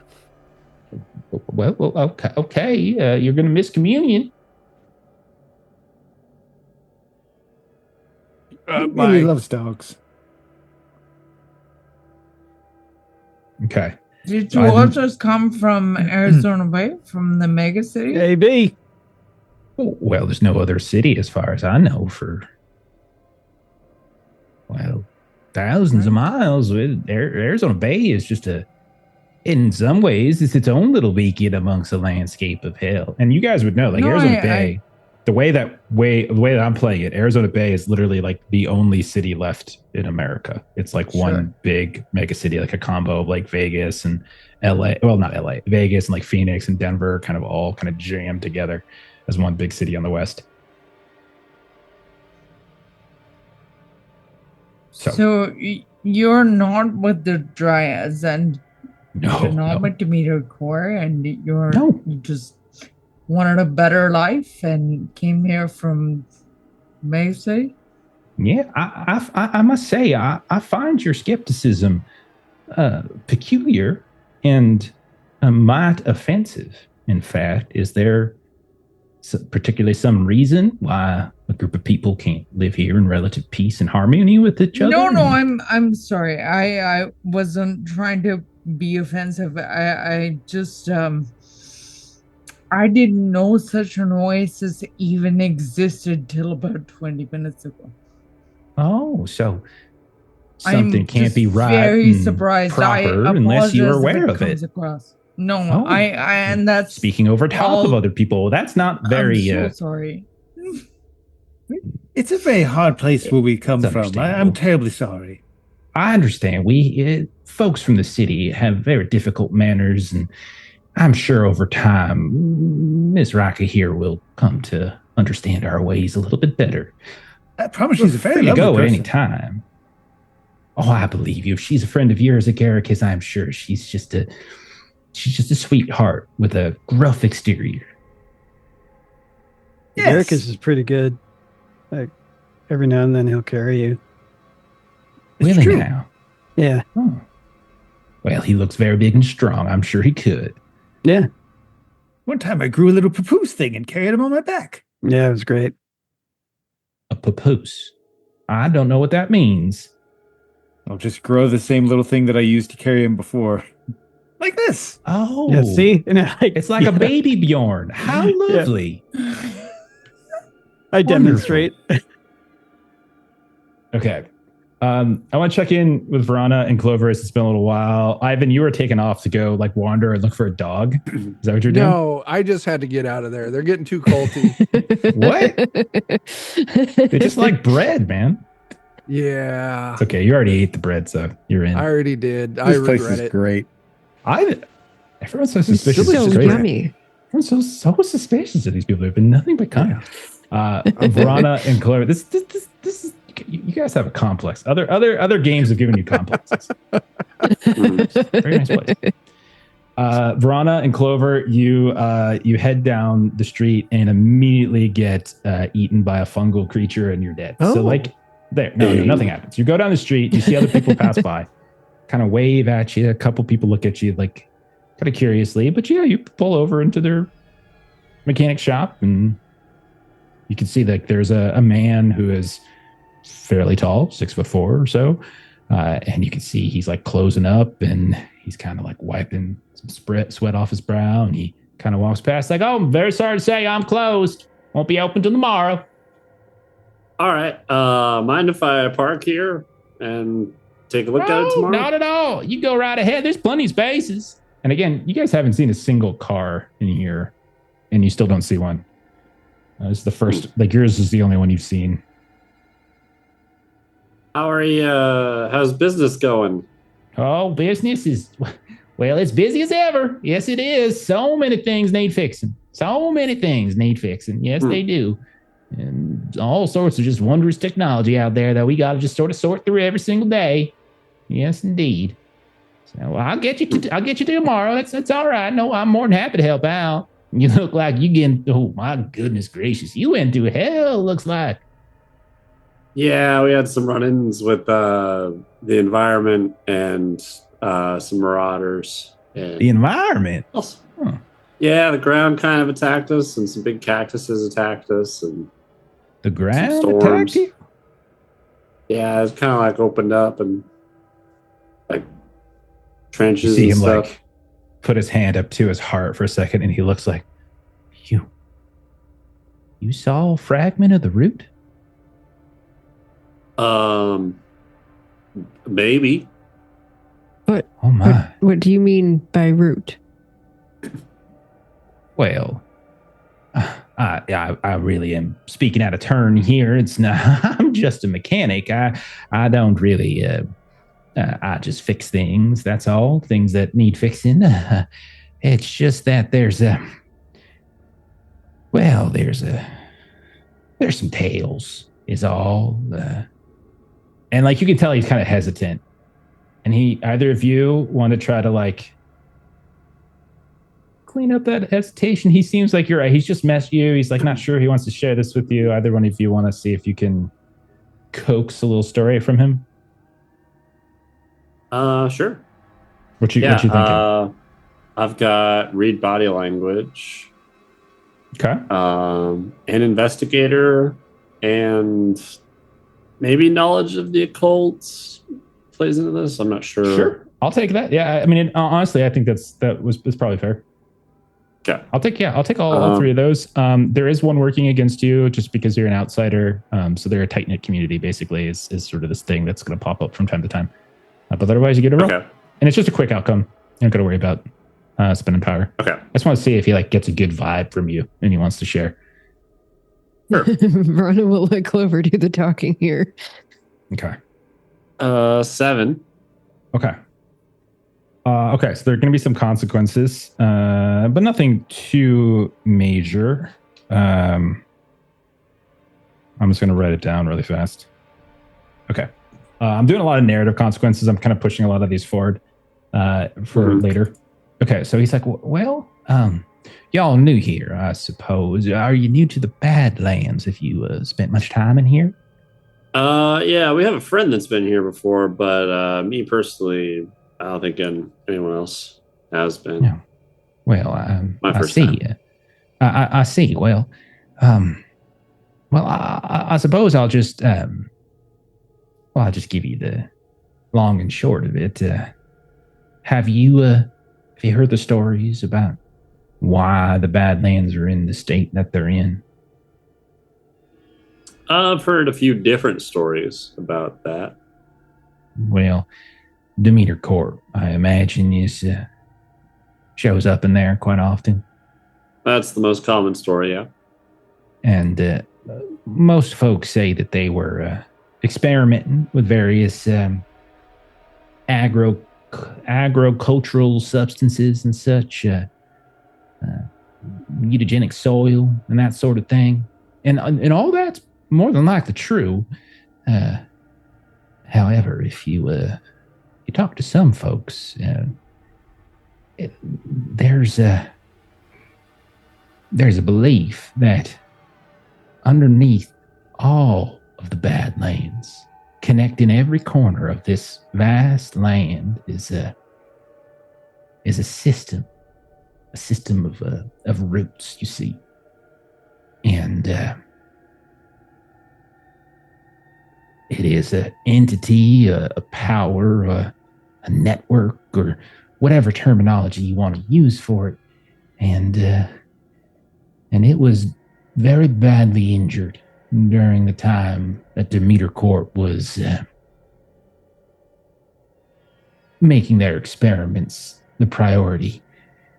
But many believe that the reason that everything went so terrible isn't because the very dutiful scientists within that corporation were somehow incapable, or they had improper calculations, or they mixed up chemicals. No. It was because they offended the root of Jormungandr, who is, well, that's just one of the names. And it was the root's wrath that, in fact, caused Demeter's various sides to crumble. It's no secret that they all went dark at the same time. Now, they all weren't working on the same experiment, were they? And you see he just suddenly stops as he's talking. Like frozen. His hands up. Motionless. Does he give off any sort of like, does he have like augments or cyborg type stuff going on? Yeah, you do see, you definitely see that he's got some kind of like optical lining, like underneath the dermis, right outside his temple. Like it's a little bit of a glow.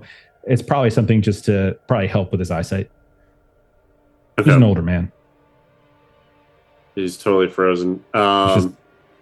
I'll wait for like a little bit and then kind of look at him curiously and wave my hand in front of him.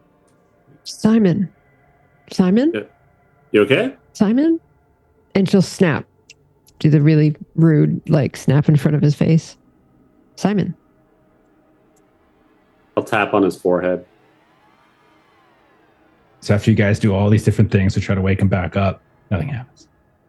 And then right as you give up, he's like, well, anyhow, that's just what I heard. Now I have to run along now and get to communion. So but go ahead, just park right here. You can come with me if you like. Wonderful bread. Are you aware you just froze, or is that a joke? No, I feel quite warm, thank you. I also heard that we got ourselves a prodigal son has returned as well. A prodigal son. You know how infrequently that happens. It's very exciting. Simon, you were talking and you were telling us something, and then you just stopped moving for. I'll mimic what he was doing while she's talking. Oh, I understand what's going on now. Just a couple of outsiders coming in here, seeing a bumbling old man doddering around, thinking suddenly his mind is leaving him. Ha, ha, ha. Now, in the big cities, in the big districts, it might be funny and funny and humorous and enjoyable to make fun of their elders. But here, we quite respect our elders, okay? We quite respect them. So I would just encourage you to take that kind of big city attitude and just nip it right there in the bud a little bit. The grandfather does not appreciate that sort of behavior. And Fred is just like, Yeah. okay. Look brought up it like, okay. Sure, we'll leave that there. Wonderful. You all want to come down with me and get some bread? Meet the prodigal son? In a bit, yeah. I've got to, stop some things from leaking on my van, and then we'll head down. It's over there, right? Oh, yeah, just right down the street, right where the diner is. Yes, okay. Indeed. Okay, well, it was a pleasure to meet both of you. And he waves and saunters off. Ivan, you're outside, right? You looking for a dog? No, I'm not actually looking for a dog. I'm going to start looking for the other two in the van. Okay. I'll say you start walking down the street. You were directed to where you go. You pass by an old man along the way. Well, hello there, sir. Welcome to Greendale. It's a pleasure to have you. Good to meet you. How did you like the bread? It was delicious. Did it fill you up? Very much. Do you feel fuller now you have consumed it? Shit. Yes. Is your life enriched? This is too many questions, man. We just met. Oh, I'm so very sorry. I feel like I've known you, an hour or so. Anyhow, where are you all headed right now? I'm going to go find a dog to pet.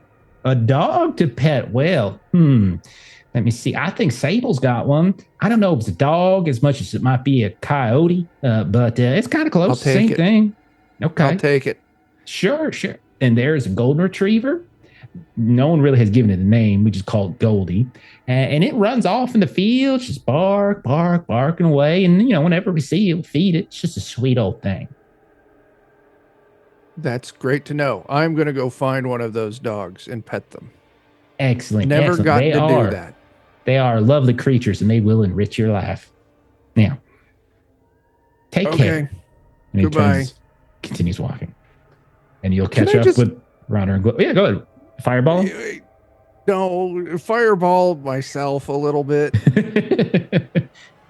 Okay. With those comments, I'm like, all right, I thought maybe delicious bread, it was hot enough, nothing would be in there, but no, these guys are creepy. Can I just try and heat up enough internally to kill off anything that I might have ingested? You want to try to, sterilize bread that you've already consumed? Yeah. Okay. Boil yourself on the inside? I want to light my stomach on fire from the inside. Give it a roll. I'm going to put one against you on this because of the ingredients in the bread are not necessarily So you just inclined got to do that. asbestos skin. Do you think that would make it harder or easier? It's inside the Set skin, yourself though. on fire. Yeah. But you know what I Yeah. did bring? Instead of preparing the brand new asbestos skin I got, I did bring my backpack full of iron filings. Okay. So I'll just eat a pinch full or two of those. Okay. It's It's like eating swallow. some charcoal to make yourself like. Yeah, I got it. Yeah. Amazing. Makes sense. Mhm. Yeah, give it a roll. yeah. And you said it was a Roll. -1? -1 just from what's in the bread. Yeah. So, and you can just roll this as like probably extras, I think. Yeah. Gotcha. I don't know. Not sure which one would be better. 11. Taking 11. Yeah. It works exactly as you intended. You have you can feel your stomach like almost boiling with heat. Yeah. And any other person, this would probably kill them. But Ivan, you have a special relationship with fire and heat. Yeah. And so you can just feel, and like it's not like it's not like you're looking to vomit it out. You're literally just looking to focus the Yeah. fire in your stomach, and you have like the worst kind of heartburn that lingers yeah. afterwards. But because you rolled an 11, I'm going to say there's no lasting consequence. So Okay. it works how you Then I'll- intended. Nice roll. Yeah. I'm glad that I rolled high there. Okay. But I would have I'll given go you find- like literally the consequence was going to be heartburn, and then that's what you're doing. Heartburn So- 1. Okay. Yeah. Literal You catch- heartburn. Yeah, you catch up with Yeah. Verana and Clover, and 3 of you are there. Clover, you've started working on the van, no problem. Mhm. Ivan. Hey, have any of the people you've talked to like kind of froze mid conversation? No, Like, but they're in a cult. well, yeah. And they were like, I met an old guy talking about it, and like I just left the place and I ate some bread, and he was grilling me on the bread and how good it was, but I didn't tell him I ate bread. You know, like mushrooms can like talk to each other. Yeah. I think that's what That's they're what doing. Agaricus tells us. Yeah, I think he's right on that one. We should get the van going and leave immediately. We should probably see if Lucky is here though, because I tried to see if she was lying to us, but I just couldn't quite tell if she was lying. But Lucky might be here, and we should maybe check here and then check out all of the rest of the Badlands that he could That- be in. Is not a terrible idea, but I'm also a little concerned the longer we stay here, the harder it's going to be to get Agaricus to leave. Because apparently he's some kind of prodigal son. Oh, Well, that's made what they his- were referencing. Oh. Yeah, he made some Yeah. seeds at communion and they got real happy. Well, I mean, his seeds are tasty. Yeah, but then they made seeds too. Okay. I really And- hope this isn't a euphemism, but all right.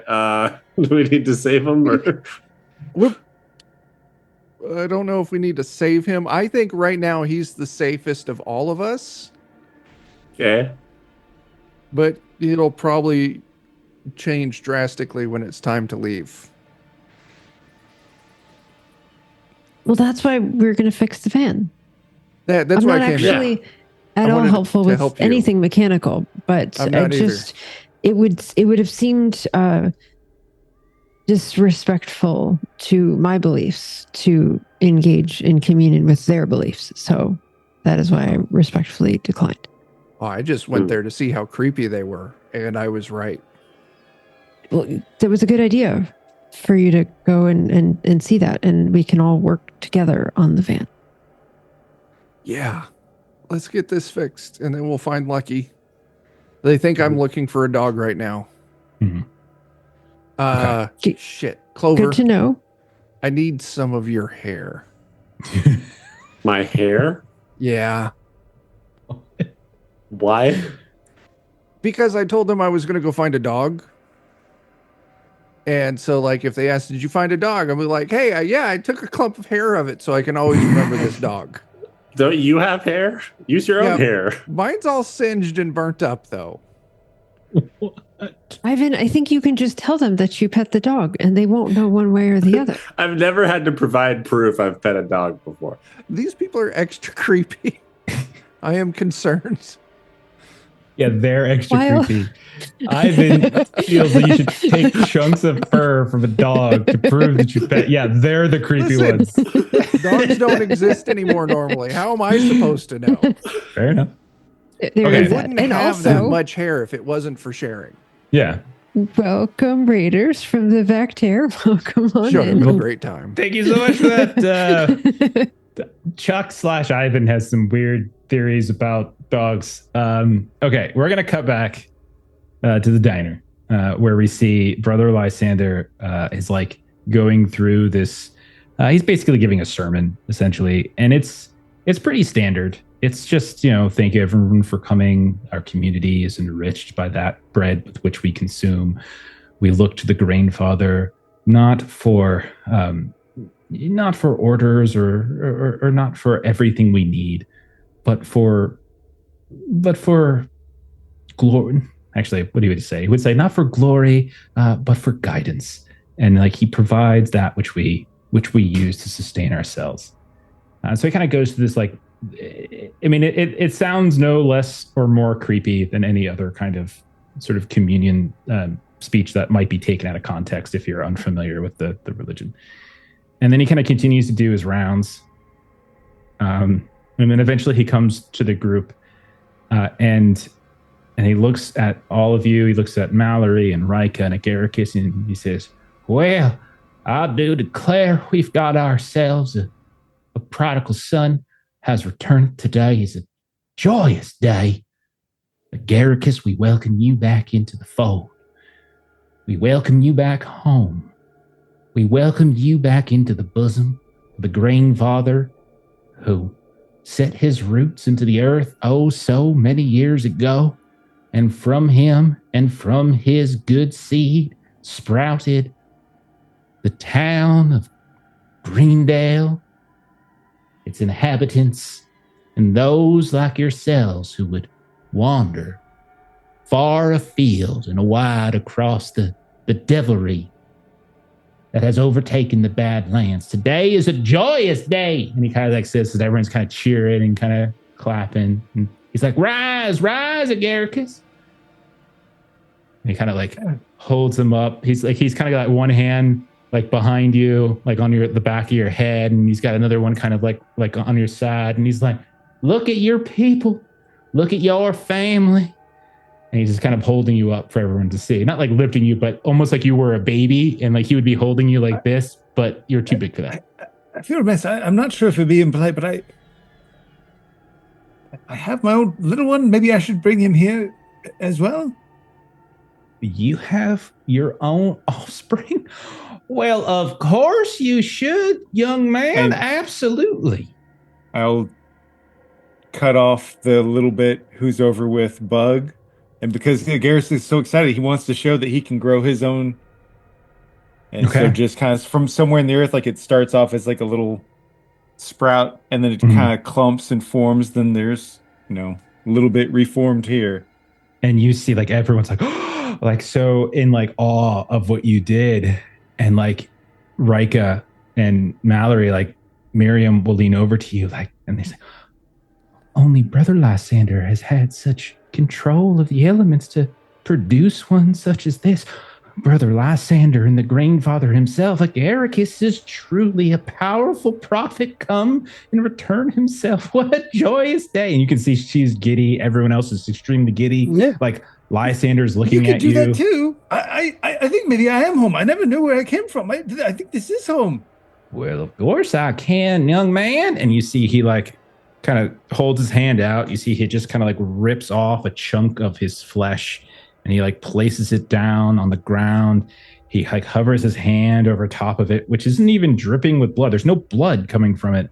And he's just holding it over his head. And he's like, I call upon the Grain Father to infuse into this sprout thing memory of our people and of our kind, and give it breath and life. And then as he's doing all this, like it's just like And you see it grows and grows, and then it looks like this big hunk of like fungal mass. It's bigger than yours, Agaricus. You could see it's getting bigger and bigger, and then eventually it starts to shape and form.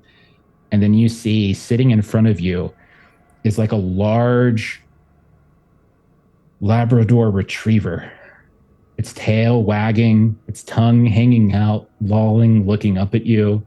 And then it kind of leans forward and starts nipping at your fingertips, Agaricus. Get in there a little bit, pet him.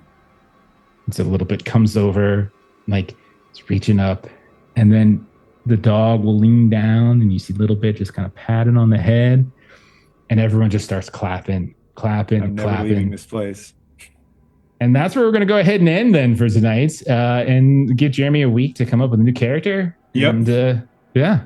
Garrick has completely drank the Kool-Aid. For He's sure. gone. They've done nothing more suspicious than any other group that you've encountered. I'm just saying. Not for Gloria, but for gluten. Yeah. Yeah, I mean, that would be really dangerous. If you're a person who has a gluten allergy, like this place is hell for you. What a terrible place this is. Yeah. This would be an awful place. Yeah. That would be an awful place for me. Yep. Okay.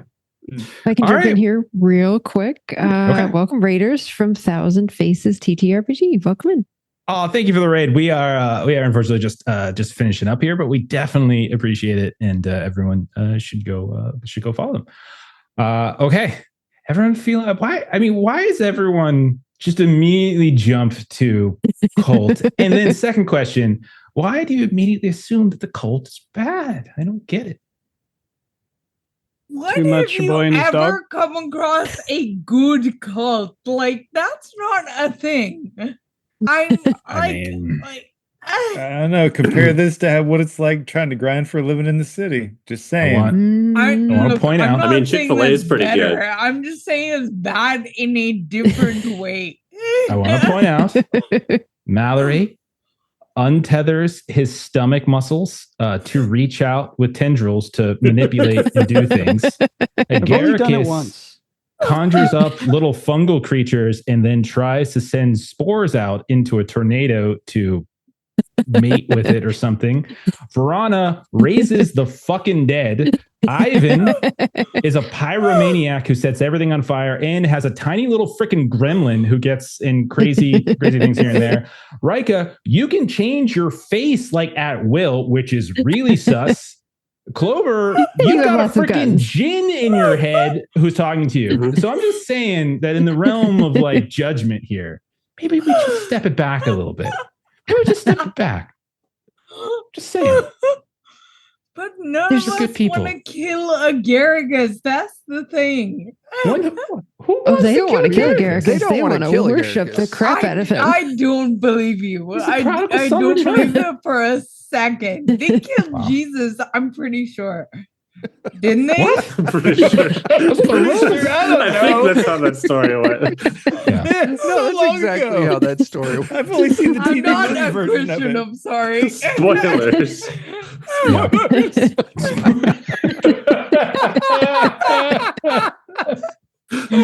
Oh God, that's so good. That's so good. Okay, I'm just saying, like, what's the difference between a creepy gang that has all these weird powers tapping into things beyond their understanding and a group of people who make bread and hang out in a very nice place? So far, the scales are tipping in one direction, but we'll see. A lot of judgment. We'll see. I haven't threatened to burn any of them, so just saying, we're handling it pretty well. I think Ivan is showing immense restraint. That's true. I was genuinely shocked that you actually ate the bread. I'm like, wow. Okay. You yes-anded that bread right in your belly. It was really delicious. It really was really good. It was very, very so good. Yummy. So yummy. There's plenty more if you want that. That's okay. All right. Let's do some close-up plugs. Let's get out of here. Adam, we'll start with you. What's going on with Ken and Otter? We're still hard at work at Skin City. Should have that off to lay out here real soon.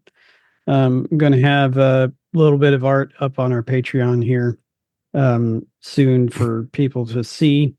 And in the meantime, though, we just ran a demo at Teenage Odyssey here locally, and it seemed to go well. So if two random people from Kansas City could like it, you could like it too, and you could find it at store.canonotter.com.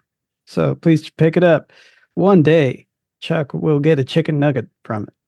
Damn straight. Very nice. Chuck, you got anything you want to add? DOK or anything like that? Yeah, Wednesday, I think we're doing Savage Rifts. I have to think of what the name of it was. Depends on if Bert has recovered from the snowpocalypse down there. Friday, we're doing our second session of our new Cyberpunk campaign. It's going great in unexpected ways. And then that's what I'll have. Joe's got something, I think. Well, other than spoilers for the story of Jesus, what else you got, Joe? Yeah, on every other Saturday. I don't think, is it this Saturday? This Saturday. This Saturday. We are doing some Salvage Union mecha rules like game. They are going to harvest mushrooms off the back of a kaiju. Yes. Or that's the Nothing goal. wrong with mushrooms. Mushrooms are great, right? They are. Nothing's ever gone bad with mushrooms in our game. So Nope. No. Yeah. Nope. Not once.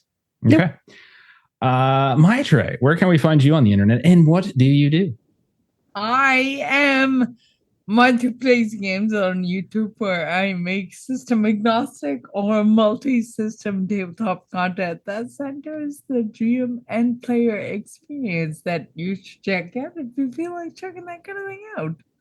Wonderful. And as what else? What do I have? I've got Huckleberry, our dear friend Steven, who is in many of our other games. And by many, I mean not as many as he used to, because he's a jerk. But nonetheless, he's a jerk who makes an awesome game, a Western horror cinematic action something or other game. HuckleberryRPG.com or DriveThruRPG just had an update today, released a new adventure. So there's now 3 adventures available, and there's going to be a big old update. Is there 4? Are there 4? I thought No, it was 3. Okay, I thought Melissa was like trying to correct me. There's 3. No, There's no, Divine just 3 Comedy. threes. There's Yeah. the one I wrote. The one and there's you the Wheeling did Waller and one. today's. 3. Yeah. So there's 3, and then there's a big update next month coming out with some GM tools and stuff like that that is getting currently laid out right now. So lots of good stuff to look forward to. As for our streaming tomorrow night, Tuesday night, we've got some more Perils and Princesses that Kipster is running us through. Thursday night, you can see a bunch of us playing through some Swords of the Serpentine. Friday this week, we've got Magnus Archives, our first proper session. We did our session 0 a couple weeks ago, and now we're actually going to do our first play session. And then Saturday, we're continuing our run through Han Cluster, which is a new Savage Worlds game. Speaking of Savage Worlds, so you should come check that out. And we'll be back next Monday with more bread stuff. I don't know. I'm gonna look up a bunch of different types of bread. Let's go ahead. Let's carry forward some raids. Let's go to Blackwater D&D. So go ahead and follow that raid. Have a great rest of your night. We'll see y'all later. Bye-bye. Goodbye. Bye.